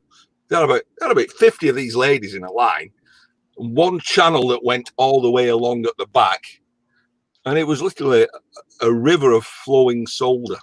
Yeah. And I'm thinking, right, The whole thing is heated up, and those ladies die after a couple of years because of the poison. yeah, true. Yeah, I was going to say, you know, they're dealing with some pretty severe heavy metal poisoning over there, and So what you're telling me is you were thinking about digging a channel, setting it up in your lawn, and getting your neighbours to do the work. I was thinking of fragmenting it all, to be honest. Okay. Really tiny fragmenting. And then probably, yes, roasting it and burning off the tiny bits of what wasn't metal. Or maybe water separation. I weren't quite certain. At the moment, I just store it in 1-ton bags in this secret garage. I like the way you say you store it in 1-ton bags. It's plurals. There's more than one. Here's something quite funny. I do somewhat similar. I hope this focuses. Hold on, focus. There we go. So these are the ends of pins that have like a blob of tin on them. I always cut those off and I keep them separate. I do that. The melting point of tin is quite low. So as soon as I can fill like a crucible or half a crucible with only like these blobs and snippets of stuff that has tin on them, I just set the melting point for like 300 degrees. Nothing other than tin will melt. And then at some point I just pour that out and have some tin ingots. My curious life Hopefully. in there. I wonder who Board Sort sell their stuff to. Well, we can ask Board Sort that on the 29th, because a representative of Board Sort, Chris, will be on this show. So if you have any questions for Board Sort, check it out on the 29th. was that a paid advertisement, Ian? Did you pay him to ask that question? Bruce is in. Bruce, you are not banned. As you can see, you are in full view of everyone. Bruce, Wait, was that still going? I don't know. You see, this is the first time I've seen him in since. So I didn't know whether he was still banned or what had happened, but he's back and he's on up there in all his glory. I think everyone has told him already that he was not banned. We just missed his comments. Yeah, that was the We were too busy talking. But yes, Board Sort will be on, and next week, hopefully, the other man from Florida that couldn't come on tonight will be on to talk about the tantalum capacitors. Oh, I thought it was this man from Florida, and you were just taking the piss out of us all. No, the other man emailed me today and said he couldn't make it, so I had to jump on the owl emails and started going through my list of people, and I said, right, Shark Scrapper, here you go. Just Yeah, reserve when he got to the bottom of the list, he finally found somebody to raise their hand. Well, I had my WhatsApp opened, and I had a certain Ian Matthews in there, and he was getting the next one. Well, funny enough, I mean, I've been in here stripping. I would have come up, but No, I didn't want anything perverted. I didn't want a strip show. I just wanted that. I actually put my shirt on to come. Hey, I sometimes put pants on when I'm on a panel. Or I turn my camera off before I walk off, of course. Gemma's Journey Grace, welcome. Thanks for dropping in, Gemma. Hello, Gemma. So, yeah. you know, Ralph, that's actually really quite humorous. My wife was a Navy public affairs officer, a PR person, and she had to be able to respond to the news media 24/7. And I can remember for many a time when a news crew would show up at the house at some ungodly hour because some sailor had done something stupid and they wanted to get, you know, the Navy spokesman on camera. So she would have the Navy. Yeah. So she would have blue jeans on and then her uniform blouse, and the camera crew and the reporter were always very cool about it. They would only record, you know, the upper part. So you saw her in uniform, and she'd be standing in front of some nondescript bush somewhere or something like that. So they could say, you know, well, we're speaking to Navy spokeswoman, you know, Lieutenant, and then, you'd think that she was there at the base in the middle of the night, you know, responding to this. Yeah. I was always wondering about stuff like that. Talking about that, the lockdown has made some awful funny videos. The Zoom ones where they're doing these business calls. Oh yeah. The people who think their cameras are switched off, and the funniest one I've seen was the one where there was some bank or something, and they were all there doing their calls, and this buck goes, "Okay, I'll talk to you all later," and he walks off, but he never switched off his camera. He goes over and he gets the roll of toilet roll, and he gets the hand creams, and he starts taking off his trouser. You know, I understand. Oh. So, you know, those who have a sit-down job all day, you get that rash, you know what I mean? No. And I'm not actually saying anything here, you know. But I'm glad now because I didn't want to see any of that on it today. Yeah, not everybody is as experienced as us people with being on camera. it's just that when you say toilet roll, I must be doing it wrong because Yeah. A big kitchen roll, me. I thought you were picking up sandpaper there for a minute. Yeah, I was going to say, I'm glad he didn't pick up the 40 grit. Well, I've got some explaining to do because it's 9:45. Oh my God. And I haven't been in and showered yet, so I'll get some grief off the missus. Now, speaking about this now, does your missus look at any of these shows ever that you'd be on? I hope not. I just wondered that. I was just wondering, does she ever watch any of them? My wife does. And No, I don't think she wants to know just how bad I am. So my wife is a professional in public relations, and she does watch my videos, and she's brutal. You shouldn't have said that. You shouldn't have said that. Oh yeah, she gives it to me straight up and honest. Did you meet your wife in the Navy, or did you meet her outside of the Navy? No, I met her in the Navy. It's really kind of funny. We had both been stationed on the island of Guam. So we joke about the fact that we had to go halfway around the world to find each other. That sometimes happens, yeah. That was we was at this soiree yesterday, as you know in the video, all socially distancing, of course. Hey, and I tell you what, 70th birthday party, you'd think, oh my God, that's going to be a bit of a boring thing. Well, there's something about these older people. The gin come out at 1 o'clock. Oh my! The wine bottles were out at 1:30. Honestly, you think that's all these people do in lockdown? They just drink all day. Yeah, they've nothing else for doing. So it was the lady who's 70, and I was surprised. They've only moved in about 6 months ago, might be 8 months ago, and we always thought that the older guy, her husband, he's done all right. He's got this little bit of a younger wife, and when it was her birthday. She was 70, and she doesn't look 70 at all. She looks probably about 55. So anyway, enough of that. We're all sat down, and she wanted to break the ice, so she asked this question: how did you meet your partner? You had to go round, and they all give the stories. Well, there were two seamen there. One was Merchant Navy, one was Coast Guard. So they give basically they met their wives on the docks at night. And I'm like, I said, what is it? You just come back from pub and you had 10 bob spur. It's like, who can I have for 10 bob?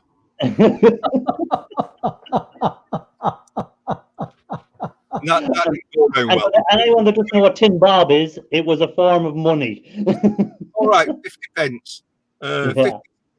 50 cents now, that would be, wouldn't it? Yeah. Who can I have for 50 cents? Needless to say, going back to you earlier about the culture and saying it straight, sometimes you need that little bit of a filter as well. What's a filter? Well, especially when you have drink on you, that's when I find the filter fails a lot. If you have drink on you, your filter seems to fail an awful lot. Yeah, but you become bilingual when you drink a lot. Yeah, Jason Yu says Ian had his eyes on the scrap, of course. I can't tell a lie. Okay, cross me out, hope to die. So I was sat there. You've seen the picture which had the bottles on. Yeah. Maybe if you watch the video, some don't. Okay. Well, Where you didn't done your party trick of opening the bottle, that video. Yeah, but there were cans which weren't visible. So when the guy's going round and he's collecting all the bottles, he picked all the cans up. And I'm like, whoa, very big cans. And did your wife just go, "Oh no, Ian, please don't embarrass me"? I did. I squashed all the cans and I brought the cans home. What did your wife say? Like, why do you do that? What's wrong with that? For the environment. Makes sense to me. I did actually. When they collected all these wine bottles, I was going to unscrew the caps, but I thought that was going a bit a step too far, but I didn't. There's a limit, huh? Well, I do at all. That's because you knew you'd have to dig the plastic out of them, and you didn't want to mess with it. So I do at home, but not when I'm out. That's where you draw the line, is it? Yes. I was wondering that night when I met you in the pub how you were looking around at all the tables. You were looking at the cans. That's what you were at. That's what you were at. So it's interesting. The yard that I go to only recently started accepting aluminum cans again. They had stopped doing it during the when things got a little bit crazy because they were concerned about that those could be a vector for contamination. Oh, of course. Yeah. And I got to admit, I didn't pick up as many cans as I used to, and if I did, I was usually using my 4-foot grabber. Yeah, when the pandemic was on, did you find going around collecting the scrap? Were you worried about picking stuff up, or did it not bother you, shark scrapper? No, so I actually did a video on that when things about a week or so into things getting going, and funny enough, YouTube has demonetized that video. But I talk about how long the virus lives on various surfaces, and that because I always wear gloves, and if I'm going to leave something at the house, I'll let it set for a few days before I go to do work on it. And then the steel shred I'm taking in right away. I go home, I do a quick process, and then it goes to the yard. So I feel like it was a relatively low risk thing to be involved in. And I very rarely ever interacted with a human throughout the entire process. Every now and then somebody might come ask me what I'm doing, have a conversation, but we would always keep our social distance, or I'd have my mask on. So, I really wasn't worried about it. What are you up to? He said, "It's funny you should mention that. Give us your money." Look at me. I'm taking stuff from the trash. Do you think I have any money? People rob people wearing masks. So you're going to go up to somebody wearing a mask and say, "What are you doing?" Anyway, listen, I've got to go. I'm getting dirty from the window. So I'm going to make someone big so you can do your disappearing act. See y'all later. Later, Ian. I can't do that. Oh. I can go now. Hang on. Move it. Is he gone yet? Give him time. And he's gone. Oh, he pulled an Ian Matthews. So if anyone else wants to pop up for the last few minutes, I'll probably just stick to my 2 hours tonight. So we have about 7 minutes left. If anyone wants to hop up and say hi or have a chat, feel free. It's only for a few minutes. I'll throw the old chat out there again, or the old link. But so Ralph, what have you been up to today? Working. I got some scrap items. I think I got a dishwasher pump and some circuit boards. Not too much of interest.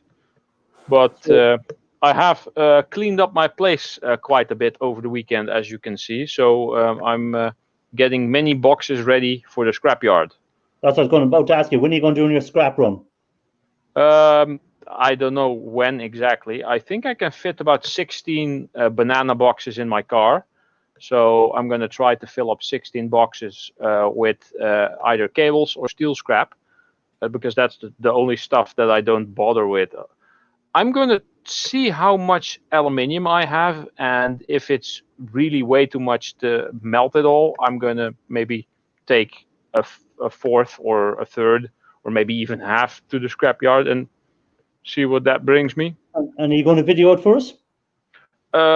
Yes, when everything is assorted. I had a scrapyard run, I think about a year ago, where I turned in only insulated cables and actually made close to 250 euros.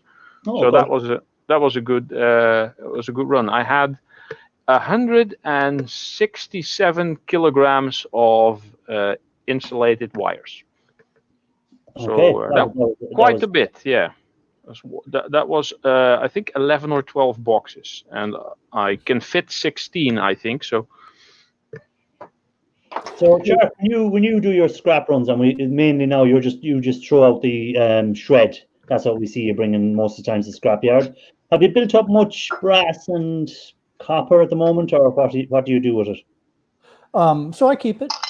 Yeah, when I see things that have brass, copper, aluminum, I separate those and stockpile them until I have enough that it's worth bringing in, or I run out of space and have no choice but to bring them in.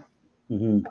So yeah, I'm definitely paying attention to that kind of stuff, because that's where there's some decent value is in those other metals. Yeah. I see when you put up in the video where you were throwing out, was it the cooker, and you forgot to take out the brass fittings? Yeah. And don't you just hate it when that happens? Once you're there and you're in the mode, it's like, oh geez, and I didn't have my cutters with me or anything. I was like, oh well. Yeah, out we go. Out we go. Do you pick up when you're going around, we say you're picking up your stuff? This is a question I meant to ask you. You're going around, you're picking up your stuff. Do you find that you get subscribers from when they find out you do YouTube videos as well, or do they just stay clear of you when they see you with the camera on? So I have business cards with me in my truck, and I will hand those out to people if they engage me in conversation. And I'll tell them that I've got that I've got this YouTube channel, and I give them the card so they can see what the channel is and what my website is, and Instagram, so they can go however they want to. If they want to engage in social media, they can find me there. When they see me with the camera, I think most of society is getting to this point now where if they see somebody with a camera on their head or on their chest, they just assume that that's a social media weirdo, and so they either walk away from you so they don't get on camera, or they engage with you so that it's almost like they're photobombing you. They're I'm gonna get in this guy's. It actually happened once. I was a few videos ago, I was wrestling this stove up into the truck, and these two ladies stopped. They were very, very nice. They stopped to offer to help me, and I didn't take their help because I was thinking, oh, that's all I need is to injure one of these ladies, and that's going to be a disaster. And so I didn't accept their help. But it was funny how the one kept positioning herself to make sure that she wasn't in view of the camera, and the other one kept kind of making sure that she was in view of the camera. Yeah, that's the thing. I know when I would say first got into all this YouTube, and I seen anyone with a camera or whatever, I go, oh, a YouTube knob. And now I'm one of the YouTube knobs. Well, and I always try to ask people too, if they're okay with being in the video, and if they say no, I'd rather not, then I'll make sure to edit that part out so that they're not in there. I'm also very, very careful whenever there's children accidentally in the scene. I will either stop recording or I'll edit those scenes out. I don't think that there's anything wrong with that, but I can just see the COPPA regulations getting Oh, yeah. to where, you know, they're going to, you know, that you'd get dinged for that too. So Yeah. I just Even don't mess with it. it is non-intentional, but if they're in there straight away, you have that COPPA issue to deal with. You know, it's just one of them things. It's better to just stop the video and not have to worry about dealing with that. Yeah. You know? Yeah. So it isn't. Scrapping together. Great to see him dropping in. Hey, scrapping together. I sometimes hassle customers into subscribing to my channel. What do you say? I'm not going fixing your washing machine until you subscribe. Get your laptop out. Come on, I haven't tried that approach yet. Usually when I'm taking out like a motor or a part, and I say, look at this. This is nice to scrap out. And what do you mean? Are you going to make money out of it? No, I'm going to melt it. Then I'm like, oh, they're going to like, what do you mean melt? And then I show them my first made muffin, the one I always have on me, you know. You carry that around with you. Yeah, I carry this around with me always. This is my lucky mini muffin. And I just showed them, oh, this is made out of cans that I picked off the street. And then they're like, oh, how did you do that? Where did the color go? And did you like compress it? No, I molten them down and poured it. And then I start talking about my YouTube channel. And some of them say, oh, that sounds interesting. I want to see that. And then they subscribe. Today, I actually ran into a girl. She was 13 and she was doing highest level of the education system over here, and she was getting straight A's for over a year in math, and really intelligent girl. And she said, yeah, and I also do a little bit on YouTube, and I have a channel. Oh, I have a YouTube channel too. So I subscribed to her, she subscribed to me. So she had 12 subscribers, now she has 13. Yeah, well, usually after this live show, my subscribers go down the way. So yeah. I don't know, is it my fault or is it your fault? I haven't decided yet. I'm trying to figure that bit out. Yeah, usually it's my fault. Yeah. But yeah, that was fun, and sometimes people are really interested in the whole metal casting stuff, and I show them pictures of the cola bottle because I have that on my phone, and how the wrench was forged, and they're like, oh, that's really brilliant. And yeah, like that's something I hope to do at some stage, because I even though I have stuff saved up for pop scrap, I also have kept a certain amount of aluminium and a certain amount of copper aside for myself when I want to do a bit of I want to try casting at some stage. And even if it goes wrong and I set fire to myself, at least it'll be entertainment, you know. Yeah, true. Yeah. Well, if you I've been watching many people do the metal casting for quite some time, so I was kind of prepared safety gear wise, and how the procedure is done and how to be careful, even though sometimes stuff does go wrong. But I had one explosion, and that's going to be the last. But yeah, by the time you're going to be trying that yourself, you're always very careful with the acids. If you take the same level of care when metal casting, you'll probably be fine.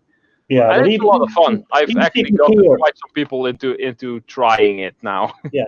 But even taking care, like you were saying there with the acids, like I'm very careful with the acids because I know what can go wrong. But even still, this week, and I've been using acid for years, right? Even this week, I got a boil over, which I didn't expect to get. If you put the acid in, and I was putting it in, and there was no reaction, and I was waiting, and I said, right, I'll put another bit in, no reaction, and then I put it, and next minute it just went whoosh, straight up, and I said, like, and I've been doing it for years, and that was the first time I got a boil over like that.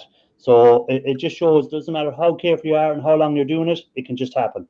Yeah, you know? I was doing the metal casting for over a year when I all of a sudden had that brass explosion go all the way over the garage door.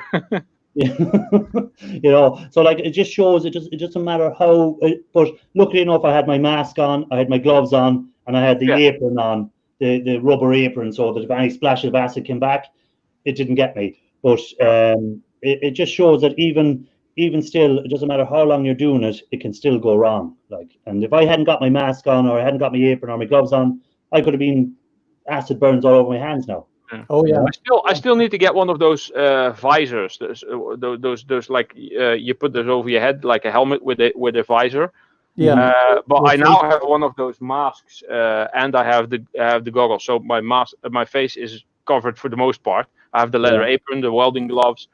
So Like I have the full mask, and then I have the gloves to go up to here on my arm, to go right up to here, and then I also put a rubber apron on that protects against it as well. You know, so it's just one of them things. Hold on now, we have another man wanting to get on board here. It's the complete crew. It's the crew we always have on a Monday. Oh boy. Hey, Rafael. Rafael. Oh, and hello, Eva. Hello, Eva. Welcome, Ralph. Oh, Ava's in the background. I didn't see her in the Welcome, background. Irish. Welcome, Sharky. How do? And Okay, after, you know, guys, after 2 hours of the stream, I find out who was the mystery guest. Yes. You know, Sharky, there was plenty jokes at the beginning. Anyway, it's good to He see had to go you. back and read the chat because I was too busy asking questions, so he didn't see what was being said in the chat about him. Yeah, I want to say Some it people is call him- good I to see think you, someone buddy, called in him here. a secret agent at one stage. But yeah, so next I week is do going have to to be go back and read the chat, don't I?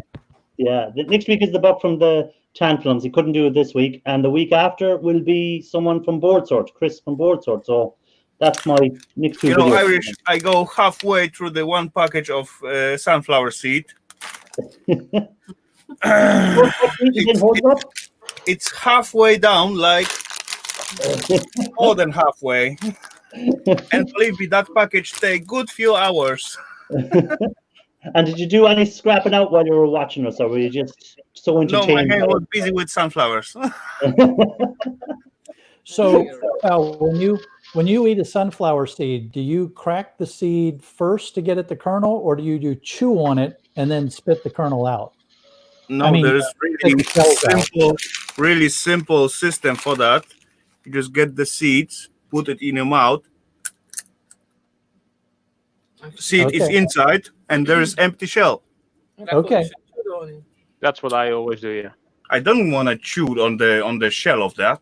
You can eat the shell. It's a bit tough to swallow though. But the self seed is yum. And believe me or not, I smoke less cigarette as I busy with the sunflower. So, Reminds me of a scene from the first Ace Ventura movie where he's like eating the sunflower seeds and oh yeah. putting them stuff. And do you want an ashtray? No, I don't. You know, smoke. Ralph, that's It's a exactly how it disgusting works. Look, I just put the extra box for the shells because as I put it into my ashtray, then later on I have no place to put down the cigarettes. Yeah, because it is There like you go. wood, so it will burn.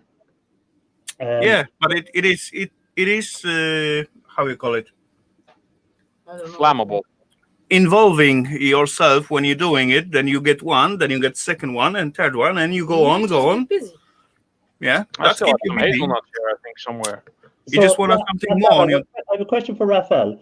So you heard me on there about the acid boiling over. Did you ever have an issue like that when you were working with the acids, or are you just professional all the time?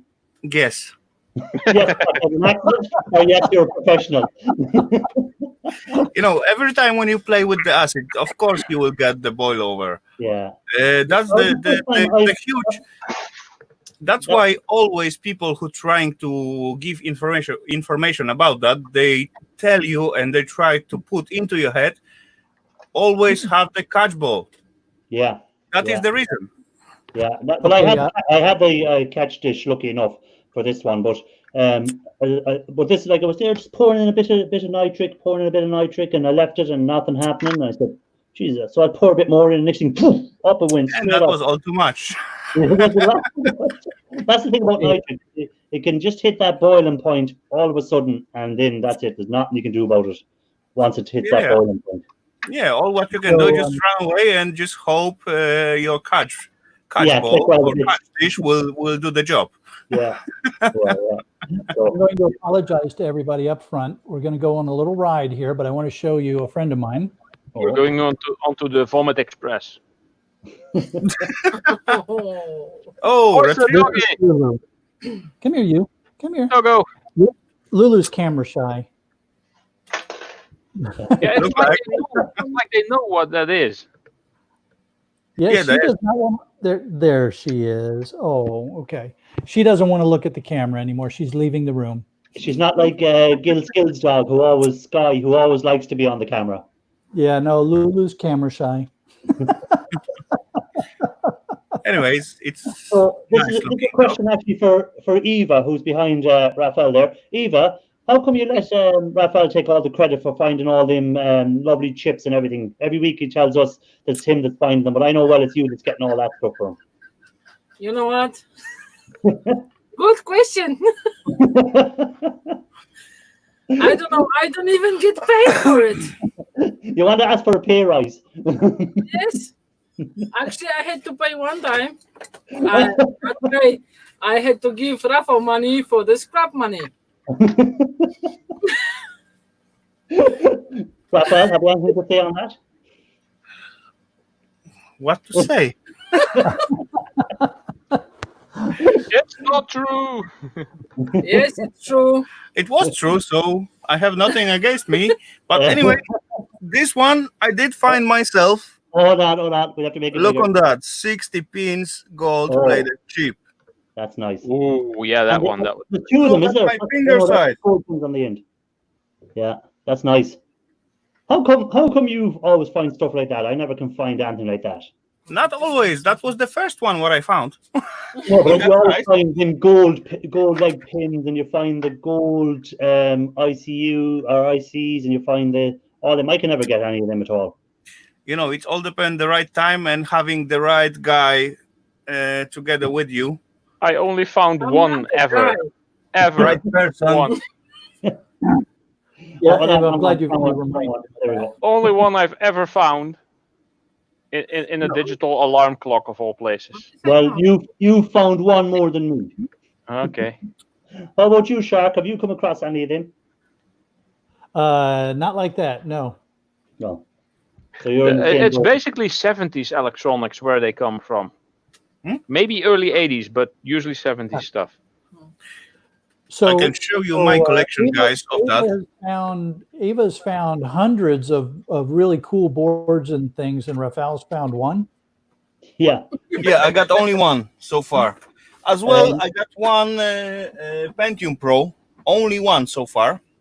Yeah, but I Shark? like the Is that a Labrador Crypto wants to know? Golden Retriever crypto. You know, guys, I got That's one related, I treasure guess. box in here. What I used to put all those gold plated, and so on. Okay. And so far, it's look like bum. Ah. All ceramic and all gold plated, and yeah, this is the candies. Well, Anyway, all of them, they are candies. Careful that they don't fall out. See all your ceramic chips there, Raphael. What? One more time. See the ceramic chips you have there. Yeah. Well, I done a video a while back where I broke them up, showing how I break them up and get them ready for the acid. Okay. Mm. And then I put them somewhere, and I cannot find them. Okay. I said, right, you know what? I'll do the video now. I'll put them into the acid. I said for one of my videos coming, and I went looking for them, and I cannot find where I left them. So, they'll pop up maybe sometime, but I don't know where. In the garage. I have the Somewhere in the same garage. feeling, buddy. Some time ago, it was quite long time ago, I went to the scrapyard and find out there was like a box filled with the gold-plated pins, what was unused, ready for soldering, but they were in the tiny plastic boxes and pouches and so on. Yeah. So I ran right away to the guy who owns the scrapyard. How much you want for that? Okay, give me brass price and it's yours. I said, yes, sure, I get it. I take it. It's mine. So I pay like 8 kilograms of the brass price, but there was like a little bit plastic packaging and so on. So let's say I get about 5 kilograms of pins. Yeah. And I put it in one box that was not really big box, like, I don't know, 30 centimeter times 20, something like that. I just put it somewhere, and later on, as I want to make some video about that, it's gone. It's got just buried under something when I cannot find it anymore. Well, that's just happening. Yeah, but believe me or not, after 1 1.5 years later on, I just digging out somewhere in the corner, somewhere out there in the background. And guess what I found? You found them pins. Nice box with the pins. Yeah, well, So- I'm hoping that I'll find them before I kill myself with the acid, so I can actually process them. So you know how I was happy with that pins twice already. yeah. I just hope after I refine it, I will be happy for the third time. Well, I guess Eva will be happy as well. Yeah, I work it I good. refined some of them actually clean pins that were never used, and I Mhm. was disappointed. So I was. Okay. And there's a video actually coming up on them soon, but no, I haven't gone all the way through yet with it. I've already taken the gold layers off the pins, but Yeah. it was very, very fine, but it came out like a rusty color, not like, you know how you get the gold flakes come off and they're still gold. Yeah. When they put them through, they turned a very browny, rusty color. But maybe that might be something that rectifies it when I put it back into Acarija. Was that magnetic or not? They were no, they weren't actually. No, they weren't magnetic, and I used a nitric on them, so I used good quality. I didn't use poor man's nitric. I used the proper nitric, and it really did. It bubbled them up, and it took it off. And at the start, they were perfect, but I might have left them in too long, and I don't know, they turned a browny color. Maybe you just get too much base metal in the solution Yeah, from the under layer. Yeah, it might be. That's probably. We'll see when the Acarija does its job, whether it has will purify it out. Yeah, you still can purify that. Yeah. But yeah, it take a little bit more job. Yeah. And yeah, I want to say some. You see my question there, Irish? I was happy twice on that pins and yips. What was that? Oh yeah, see there the reverse electro plating. I plan on doing a video on it at some stage. Did you do a video yet on it, Raphael? No, I'm still playing with that. And as far as I know, reverse electroplating work well on the bigger elements.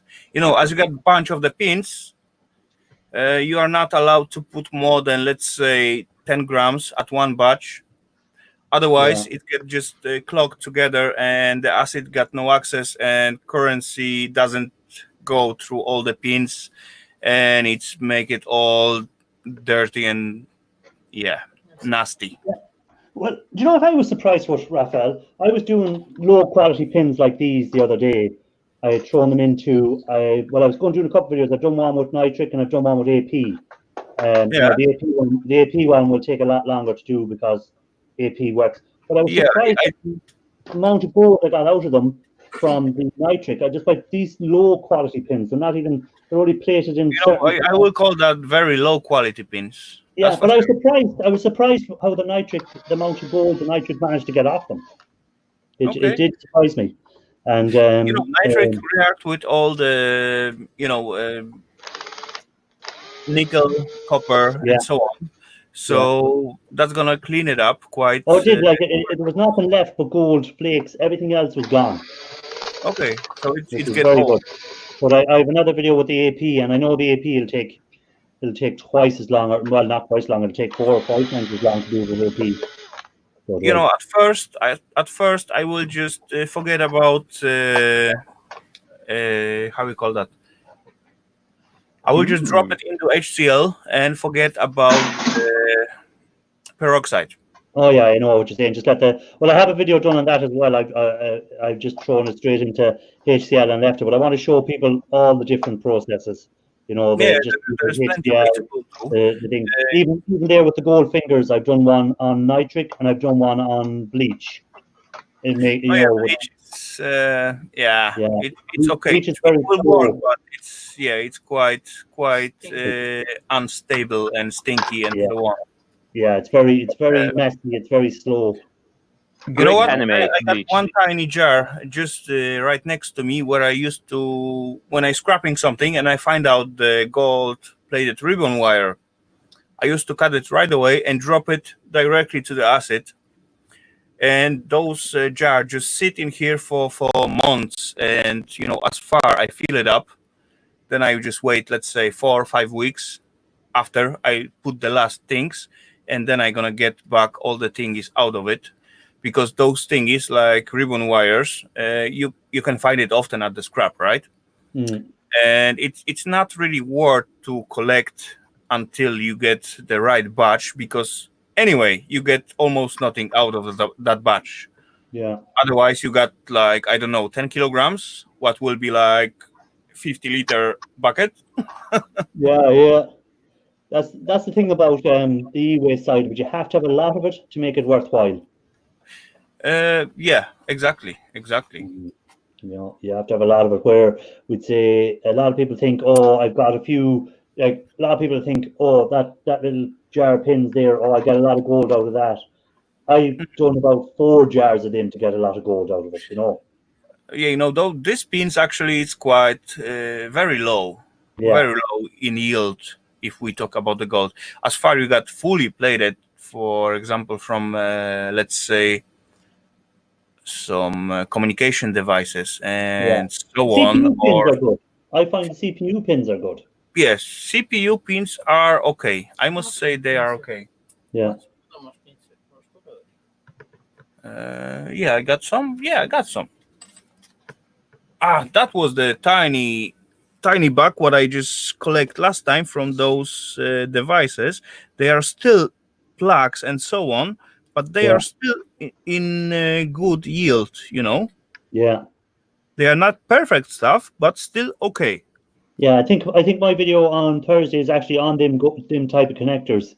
I've done a video on them with the nitric acid. So I think that's the one I'm putting out this Thursday. It was just a test run. It was more just a test run to see how they reacted.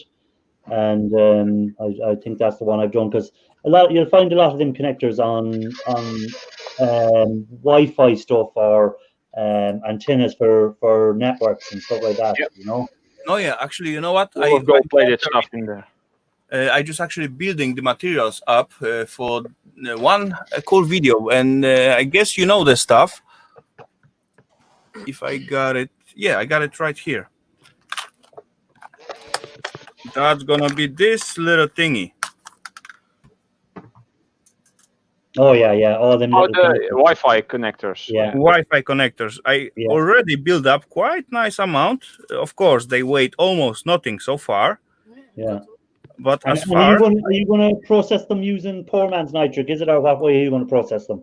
I guess so, because there is a lot of debris. There is still piece of copper on them. There is still piece of other metals and plastic, tons of plastic as well. So I don't think I'm gonna waste any. Okay, that's the bad word. I cannot waste any other acid because I don't have it. So I got to use poor man's. What bad word? You know, you are spoiled with those nitric what you had, and you will use nothing else except of that. I don't. Every video I'm doing, I go, well, I make some poor man's nitric. Or why would I? I've got 37 liters of nitric over there. No, I don't. I don't have 37 liters. But you know, buddy, sometimes using too strong thingy could make the things not working well. Yeah, well, it takes a lot more denoxing to get the gold to drop. I've noticed using the, or at least denoxing. If you do, denoxing is also important part. Yeah, it takes a lot more time. And well, I've used urea on a few of the videos, but I've noticed if you put them outside, let it evaporate for a few days. If there still will be some you don't need to use as much urea as you would by just going straight without evaporating first. That's correct. I found that, you know, you still have to denox it, but it doesn't take as much to do it. But hey, Sharky sir, will you calm down a little bit and let us talk? Okay. Come on, buddy, share with us, what you learned so far. Well, so since I haven't done any of the processing or refining for the gold yet, I'm not in a position to comment, and I don't like to speculate on stuff that I, haven't researched or experienced. So I really can't join that conversation. That's why I was keeping to myself over here. But I was going to respond to a question that Pooh's made asked about how to get the little pieces out of the data cable ends, and Oh, yeah. like those are kind of difficult. Well, they're not difficult, but they're, as Iway Spen would say, they're fiddly, because you almost have to take an edge cutter and cut them lengthwise, so in between the little gold plates in there, so that they fall out. Because I've not found an easy way to pull those little pieces out of those connector ends yet. Yeah, well, I had some of them connector ends, and I could not pull out the pins no matter what. I just threw them straight into nitric, and they worked for me. So you just let the acid do the job for you. I just let and you'll see that in the video. I just said this. No matter what way I tried to pull them out of the plastic, I couldn't get them out. So I just threw them straight into nitric, and it worked. So you'll see that in the video on Thursday. I've tried putting them in an old food processor that I have to grind them up. I've tried putting them in an old shredding machine, and actually that kind of works.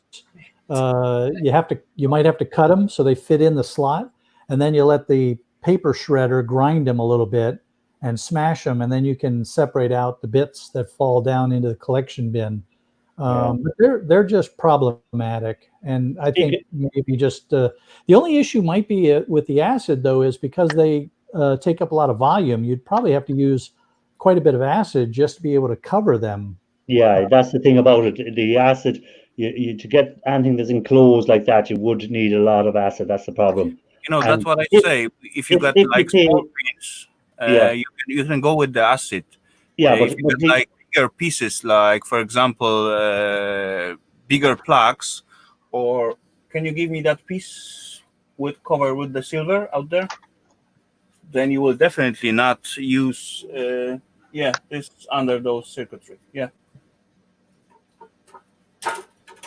For sure, if you got small pieces, you can go with the acid like pins. They are doing well. They are not going well with the reverse electroplating.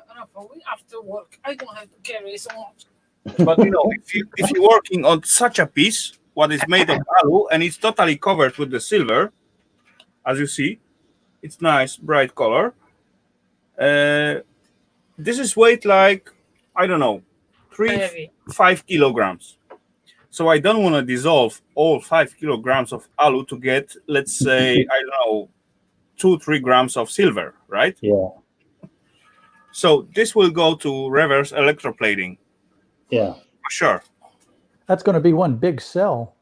Now, speaking about grinders and stuff like that, Shaq brought up, how are we getting on with the IC grinder, Raphael?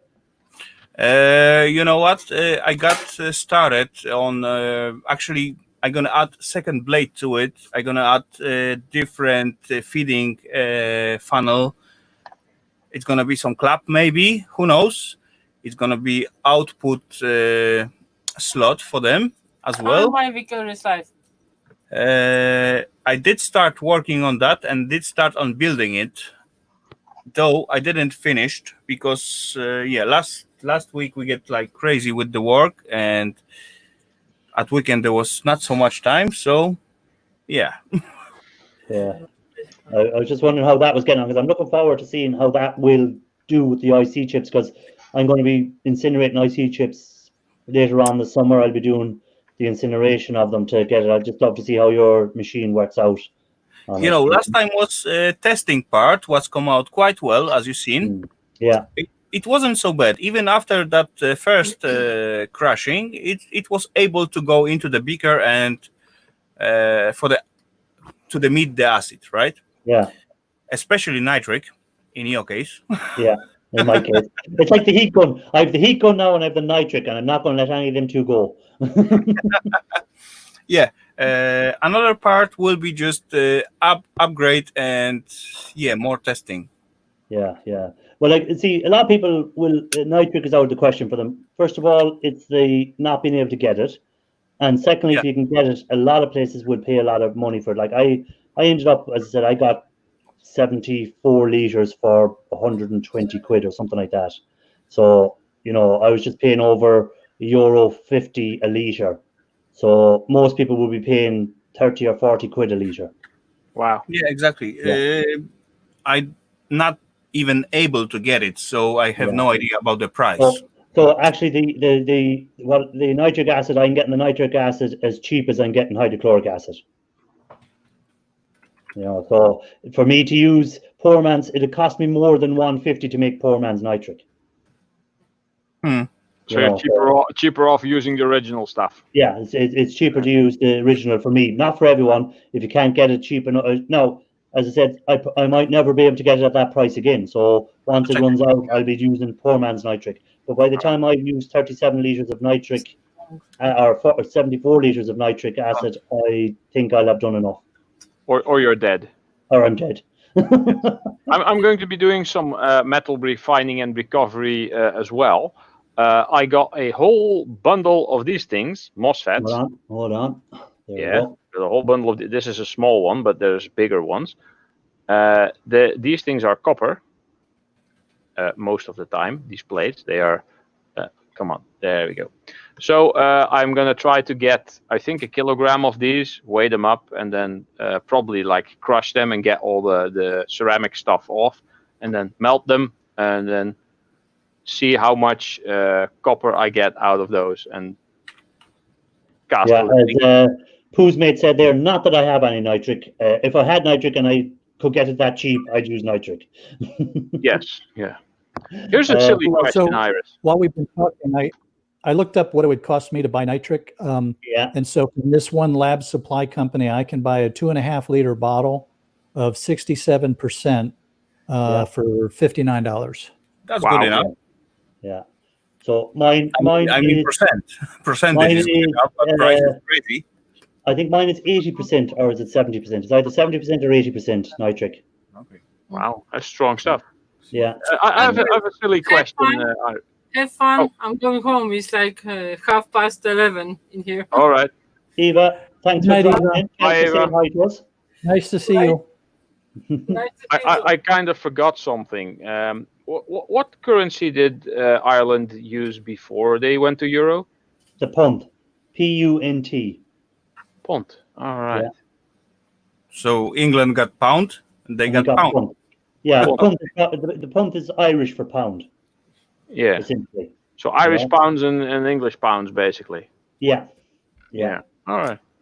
Stupid, because you were talking about euros. I was thinking, what the hell did the Irish use before the euro? It's been that long ago, I forgot. 2001, I think, wasn't that when the euro came in? Yeah, 2000. The end of 2001, the beginning of 2002, depending on which country. I think we changed in May 2001. Yeah, something like that. I think it might have been. Yeah. I think the one of the first countries was Spain, was it, or Germany to change? I don't really remember. I know we were late. We went in January 2002. Yeah. And England never bothered joining us. Nope. And they're quite happy about that now. And they're glad they didn't. So they didn't. But the only good thing I like about the Euros is if you're going anywhere bar England, they accept the Euros, you know. So it's a great job. No change in money or any of that carry on. That was the whole the whole thing about it, that you don't have to change constantly when traveling through Europe. Yeah, and it shows up how price differences are so much between countries too. Because if you go, we'd say, to Ireland and you buy a beer in Ireland, you're paying €4.50. If you go to Italy, you might be paying €2.50. And if you go to your countries, I think beer is very expensive, isn't it? In beer Denmark. over here? I have no idea. In Denmark, what's it in Denmark? We got crowns still. All right, you're still crowns, okay. Or Sweden, is it? Not Sweden, is it? Which Norway? Is it Norway? It's something like 10. Well, it's wherever it is. It's about €10 a pint, like. So it just shows the difference. I tell you, it's very expensive to drink in Norway. I used to work with a company that we were owned by a Norwegian parent company, and they would always want to do the conferences in the United States because it was just too damn expensive to drink in Norway. And so they'd come over and just drink like bloody fish because it was so inexpensive relative to Norway. Are you sure it wasn't an Irish company you were working for? Well, and I remember the first time I went to Norway, I was drinking at the time, and my favorite cocktail was a martini, just a basic gin martini.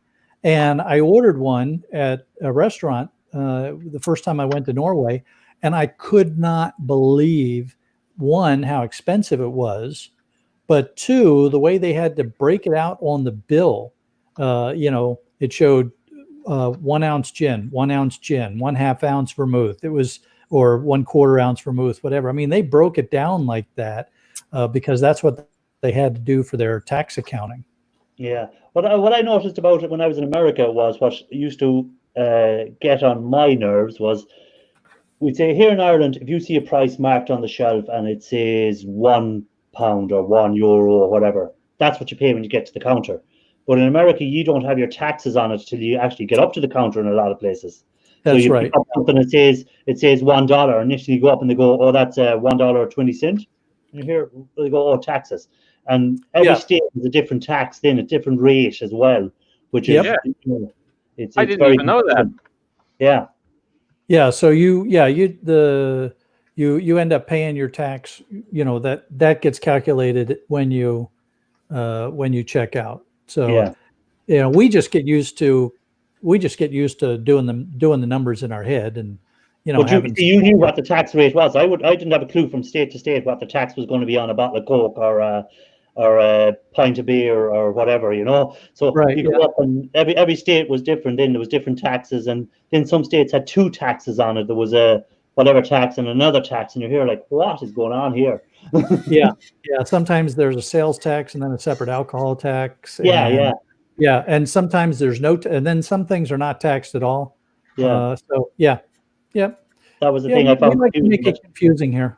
And why would they not? I never could figure out why they don't put the actual price you're going to pay at the counter on the shelf. What difference does it make by adding the tax up when you get to the? Why don't they just put it on the shelf that item is $1.20 instead of putting $1?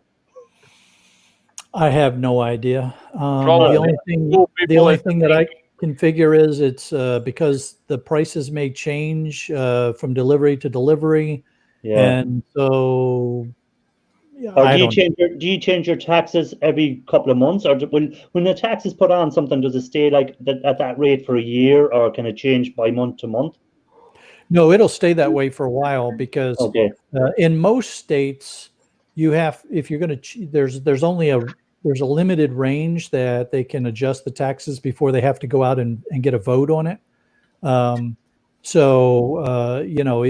To change the taxes usually requires having all the citizens vote yay or nay in one of the elections. So for the most part. I see there that crypto's leaving. So crypto, have a good night. Good night, crypto. I think she's gone already. Oh, she's gone. I just seen it there, and I seen something about a tax there. What did I see there? Oh, what's that? 6% tax in Michigan plus a 10-cent bottle refund charge. Okay. So yes, you get money back. Refund charge is added later here as well, because if you buy a bottle of cola, I used to do that because we used to have quite high returns on those. And I come at the checkout and I have just enough to buy these 3 or 4 bottles. And then all of a sudden I go there and then I don't have enough because they add the return tax later. Why don't you put it on there? That's the thing about it. And tell me this, Ralph, you're in Holland, am I correct? Yes. And I remember back in the, about 99, 2000s, friends of mine were working in Holland. They were working for construction companies that were doing from Ireland. They were doing a lot of work, and they were saying that when they used to go to the supermarkets, there was an area where you could bring back all your old cans, and you got money off the next crate of beer. Do they still do that in Holland? Well, not cans, but they or do bottles or whatever. Yeah. Yeah, beer bottles and glass bottles, and now plastic bottles from I think 1 liter and up.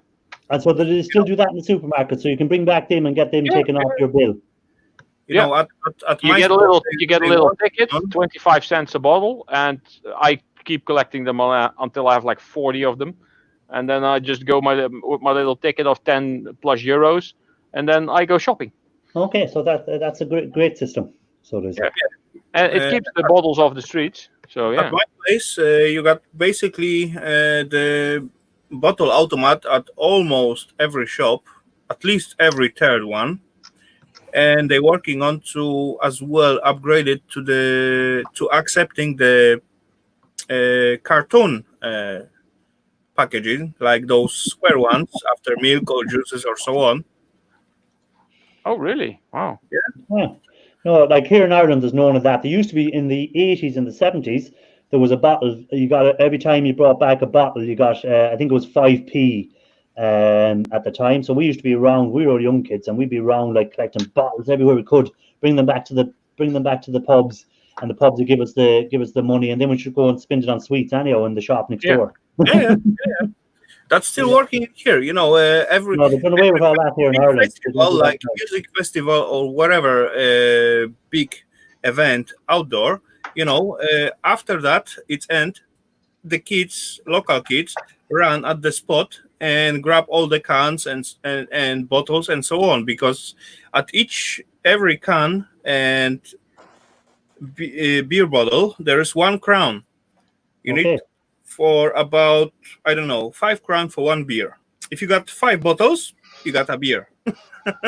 Yeah, no, they've done away with all that here in Ireland. There's none of them. You don't get any money now because there's so many companies doing recycling, and so many of these refuge companies that they wouldn't make money if people weren't dumping their stuff. Oh wow. You know, So when I lived in Massachusetts, there was they looked like vending machines, and you would stick the bottle in the vending machine, and it would read the barcode off of the bottle, and you'd get your refund. So they had to do that because the states around us had different taxes. So you had to know, it was, if you bought, if I remember correctly, if you bought beer from out of state, you didn't get the refund for it. So it had to be something that was bought in Massachusetts. And then what would really aggravate me is when you'd have a party at the house, and invariably somebody would sit there and be picking the label off of the beer bottle just because, it's something that people do. And I'm like, no, stop, don't do that. You're costing me money.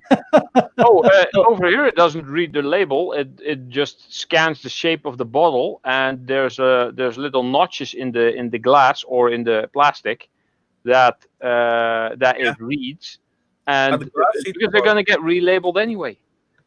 Yeah, at glass it works, but sometimes when you got the old Coca-Cola style bottle, plastic one with those plastic film, logo on it, sometimes off, and we used to get like, let's say, mark like that. It's look like so. Oh, this is pant C, we got pant B and pant A. Pant A, it's worth 1 crown. Pant B, it's worth 1.5 crown. Pant C, it's worth 3 crowns. So that's 3 categories. Interesting. Yeah, and every time when I found the bottle at the beach or something like that, of course I will grab it or can. Why not? Yeah. I think Holland is still one of the biggest recyclers in Europe of all their stuff. I think they're still ranked as the biggest recycler in Europe. Because we're cheap. As I said, right now they're working on to put those pant at those square paper boxes after juices, milk, and so on. Okay. But as well, that means if the milk costs, let's say, 7 crowns, I will got to pay 8 crowns because I got to pay as well for the packaging. And after that, I can go back to the machine and get my 1 crown back, right? Yep. So the rich people will still throw out the cartons, and then everyone else will collect them and make money. Yeah. Yeah. So, Ralph, the interesting thing about those machines that I was talking about was after it read the label and you got your credit for the refund, it would look at what color the bottle was, and then it would separate it by color, and then they'd be smashed. And all this was done exactly, in the that's how vending it's done. machine. And the only reason I knew all this was because I was there one time when they were emptying out the machines, so I got to see the mechanics of how the machine worked. And I thought it was really interesting the way they, that they would then smash them because they didn't reuse the bottles; they were melted down and then reused. That's indeed a cool process. My vicarious life, Holland is a country, Amsterdam is not a country. Amsterdam is a city in Holland, or the Netherlands. Holland is actually just a small part of the Netherlands, which is the actual name of the country. Yeah. And Amsterdam is the capital city of the Netherlands. Why do people, like if we say in Europe, a lot of people won't say the Netherlands, well, especially in the UK and Ireland, we always just say Holland. We never say the Netherlands. Yeah, most people over here say Holland as well. Yeah, and why is that? Because like Holland, as you said, is like a state of the Netherlands. There's two parts. One part is called North Holland, and the other part is called South Holland. And then there's 12 other provinces. Yeah. No, there's 10 other provinces because there's 12 total. And the whole country is called Nederland, which in English is the Netherlands or Nederland. Yeah, but everyone still kind of just calls it Holland. Many people do, yeah, because especially in Amsterdam and I think in Rotterdam, many people don't say Netherlands; they say Holland. Yeah, but it's basically the same. The sticker on your car, NL. Yeah, Netherlands. It doesn't say H for Holland. Some time ago, we went with the DK sticker at our car to our homeland, and the policeman, car from Holland. We just look at the guy and DK, Dutch car. Actually, I don't know. Now, when we're on about cars and when we're on about taxes and everything, Shark, tell me, how does your license plate numbers work? How do your license plate in America tells everything about it, whether it's insured or everything. How does that work? Okay, so there's again, every state has their own license plate scheme, and most of the states give you the option to do what are called vanity plates. So you can try to spell out a fancy word or something like that, and if nobody else has got that exact series, then you can pay extra money to have a plate made that way. A customized one. We also have in some states, and we have this here in Florida, specialty plates. So you can get a plate that has the numbering, but it also have the U.S. Navy logo on it, or the U.S. Army logo, or it'll say combat veteran, or it'll have a shark on it, and there will be proceeds that are donated to the wildlife refuge. The same for manatees and those kind of things. So every state does it a little bit differently, but they're generally some iteration of that kind of, there's the standard random numbers, and then there are the vanity plates, and then there's the social plates, if you will. But your insurance is linked to the plates as well, is it? Well, so no, what happens is if a police officer wants to figure out if you're okay, there'll be a tag on your plate that tells that you've paid your registration is up to date.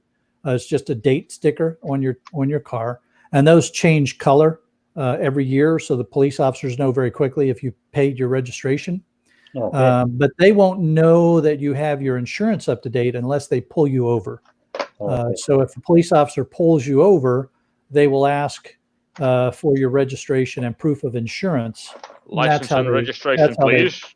Yeah, and that's how they determine if you have your up-to-date insurance. Because I always wondered, because in Ireland we have discs that go on the windscreen, and they'll have your insurance number and your date of insurance and same with your tax and same with your road worthiness test to say the car has passed a test every year to say it's safe to be on the road. And when we hired the car in America, we noticed, geez, there's none of that on the window screens here. So how did the police know that this car is registered and all that has got insurance and has got taxes paid and everything on it? So that's how it's done, by the plate with the sticker. I was wondering that. Yeah, and I would imagine that probably given the state of data capabilities, if a police officer runs your tags, I have to believe that something comes up and tells them that your insurance. Well, what I was saying there, that in Michigan, they scan your plate and it tells if you have insurance or not. Yeah, I would think that would be that has to be the case given the level. Yeah, of they're bringing that in here in Ireland as well, so that they can scan the plates and it'll be linked to a database of all the insurance companies, and it'll show if that car is insured with any of the companies or not. That's the same way it works here. If you got my phone number, you put it in the internet, you will find out all the info about me and my address and so on, and cars. As well, if you got my registration number of my car, you put it on the internet, you will find out all info about me. It is all public in here. Okay. Everyone can find information about everyone. You know, but it as far everyone is available to get that, it's all fine. If it's get hide it, then it's become a problem. Yeah. So hi to Luigi, who just popped in there. Great to see Luigi. Hello, Luigi. I'm just making sure I haven't missed anyone else, Keeps, because we're chatting so much tonight. I keep missing people. Edward Thomas, forgot to say hello to him coming in. Big Country Scrapper, I forgot to say hello to him coming in. I highlighted him, but I never said hello. Was there anyone else there I missed in the last while? Paul, Justin. There is quite often the situation when I need some part for my car, or for example for my company car. I just went to the shop, I get into the computer, just write down the registration number, what is on the car, and it's come out all information about the car and who owns the car and so on, where it belongs, and what part is fit to my car as well. Yeah, well, the shops can do that here. If you go in and you say, I need whatever from my car. It's not public, right? Yeah, say again? Shops can do that, but it's not available for the public. Here, if you can, as a private person at your own computer, if you got my phone number, you will write it down and you will get all info about me. All right. Over here, you're not allowed that. That's under data protection. That if someone put your information, say my phone number, if any of the phone companies put up my information and someone typed in my number, nothing will show up. But because it's protected under data protection here. You know. I'm not sure about now, but a few years ago it was like, if you got the phone number or registration number, you can get into contact with the person. No matter. Well, I think Europe has cracked down on that under the data protection. Small accidents when someone hits someone or something, and everything was public, and you can find out about everyone, how much they earn, where they work, where they live. I think Europe has really cracked down on that under the new data protection. They won't allow any of that information to be given out because they find the telephone company something like £10 million or euro for giving out a bit of information by mistake one time. So. Hey, so Scrapping Irish, not that I'm trying to say that we're not having fun and stuff, but you're almost at 3 hours now, right? I know. I was looking at there. I'm going to let it run the 7 minutes and do the 3 hours because I'm blaming Raphael because we were just about to go and he came in. Yeah. I did that on purpose, right? I think you did. He was waiting and he said, I said, right, anyone want to come up for the last 7 minutes? And then it came exactly, I think it was 3 minutes past, and up he came, and I said, we might as well stay now. No, I just kidding anyway. Yeah, no, we'll do. Is that your strategy for keeping Scrapping Irish online the same way Snobby tries to keep Ian from going away? The thing is, there is no meaning to having some strategy because what's the point? They will stay as far they want. Last time I learned that last time at Snobbies, I guess, when we all actually, I don't know how many people was in the chat and in the panel, but we all trying to keep him as far as we can. But he certainly looked like he's tired. He almost like falling asleep. But we're still going on and try to keep him on. And certainly he said, "You know what, guys, do whatever you want," and he just leave. That was like your show a couple of weeks ago. You usually do, I think, 2.5 hours, 3 hours. We managed to keep you on for 4 hours. So we did. You know, I used to plan like keeping it for 2 hours, 1 hour for scrapping and 1 hour for chatting. Yeah. But it's not end up before 4 hours. Yeah. But like you're actually an hour later. It's nearly 12 o'clock where you are now. Yeah, I got 5 minutes left to be at the bed and killing my mosquito. It's all right for Shark. It's only afternoon over there yet. He's not even into the evening yet at all.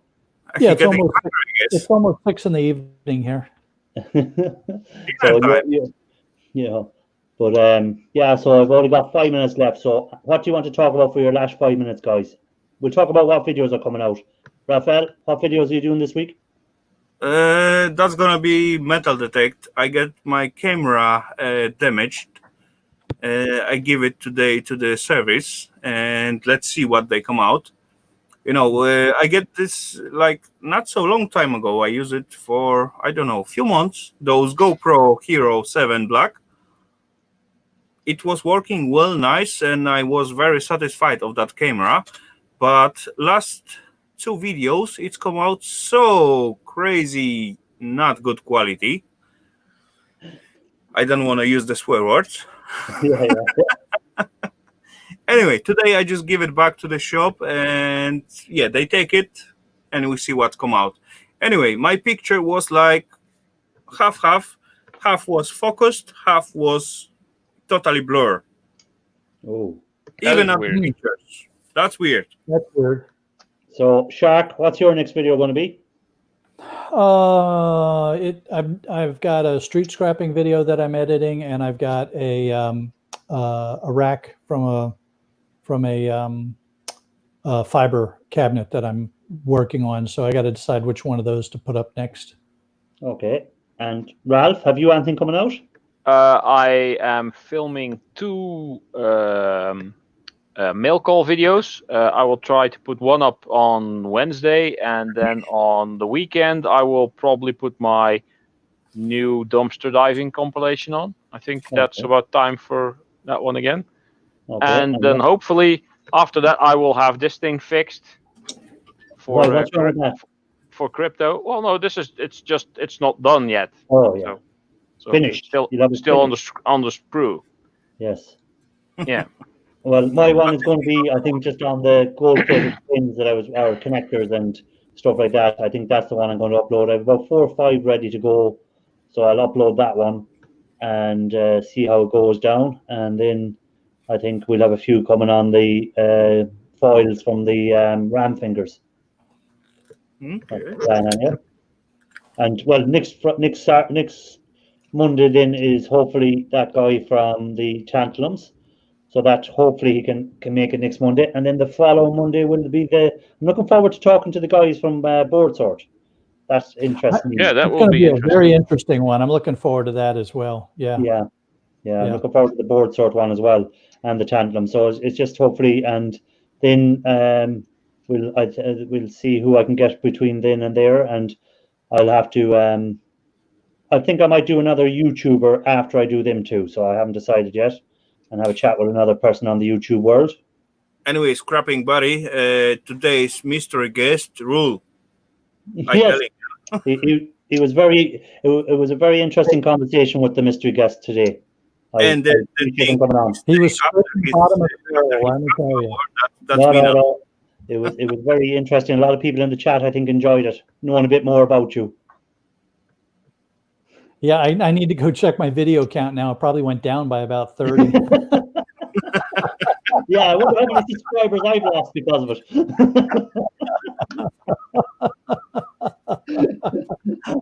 Hold on. What's Bruce Napier doing a video on? Let me have a look and see what he's doing one on.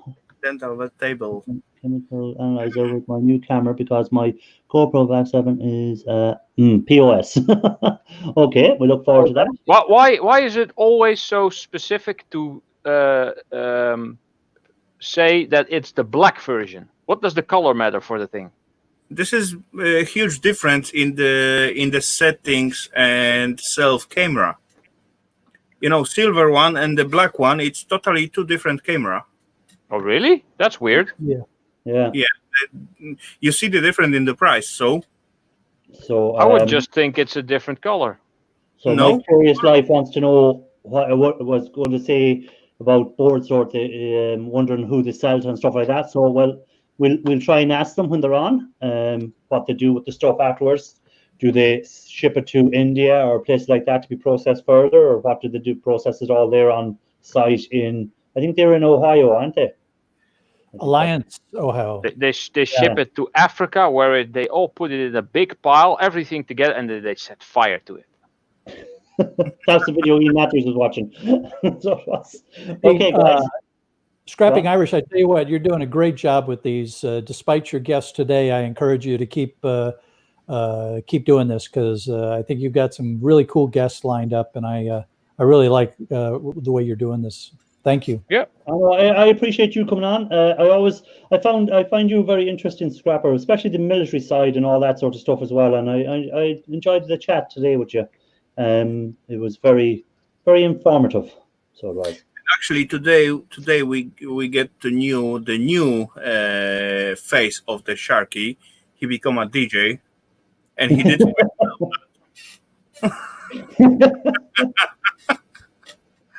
He's lost the sunglasses. There we go. How do you feel about that, Sharky? You feel yourself as a DJ? Right, guys, I'm going to call it at that. You look good behind that Dex. Shut up, sure. Raphael. I know you're trying to make me stay on longer. It's not going to work. No, I'm not trying to do nothing, I suppose at the bed already myself. So what's the point?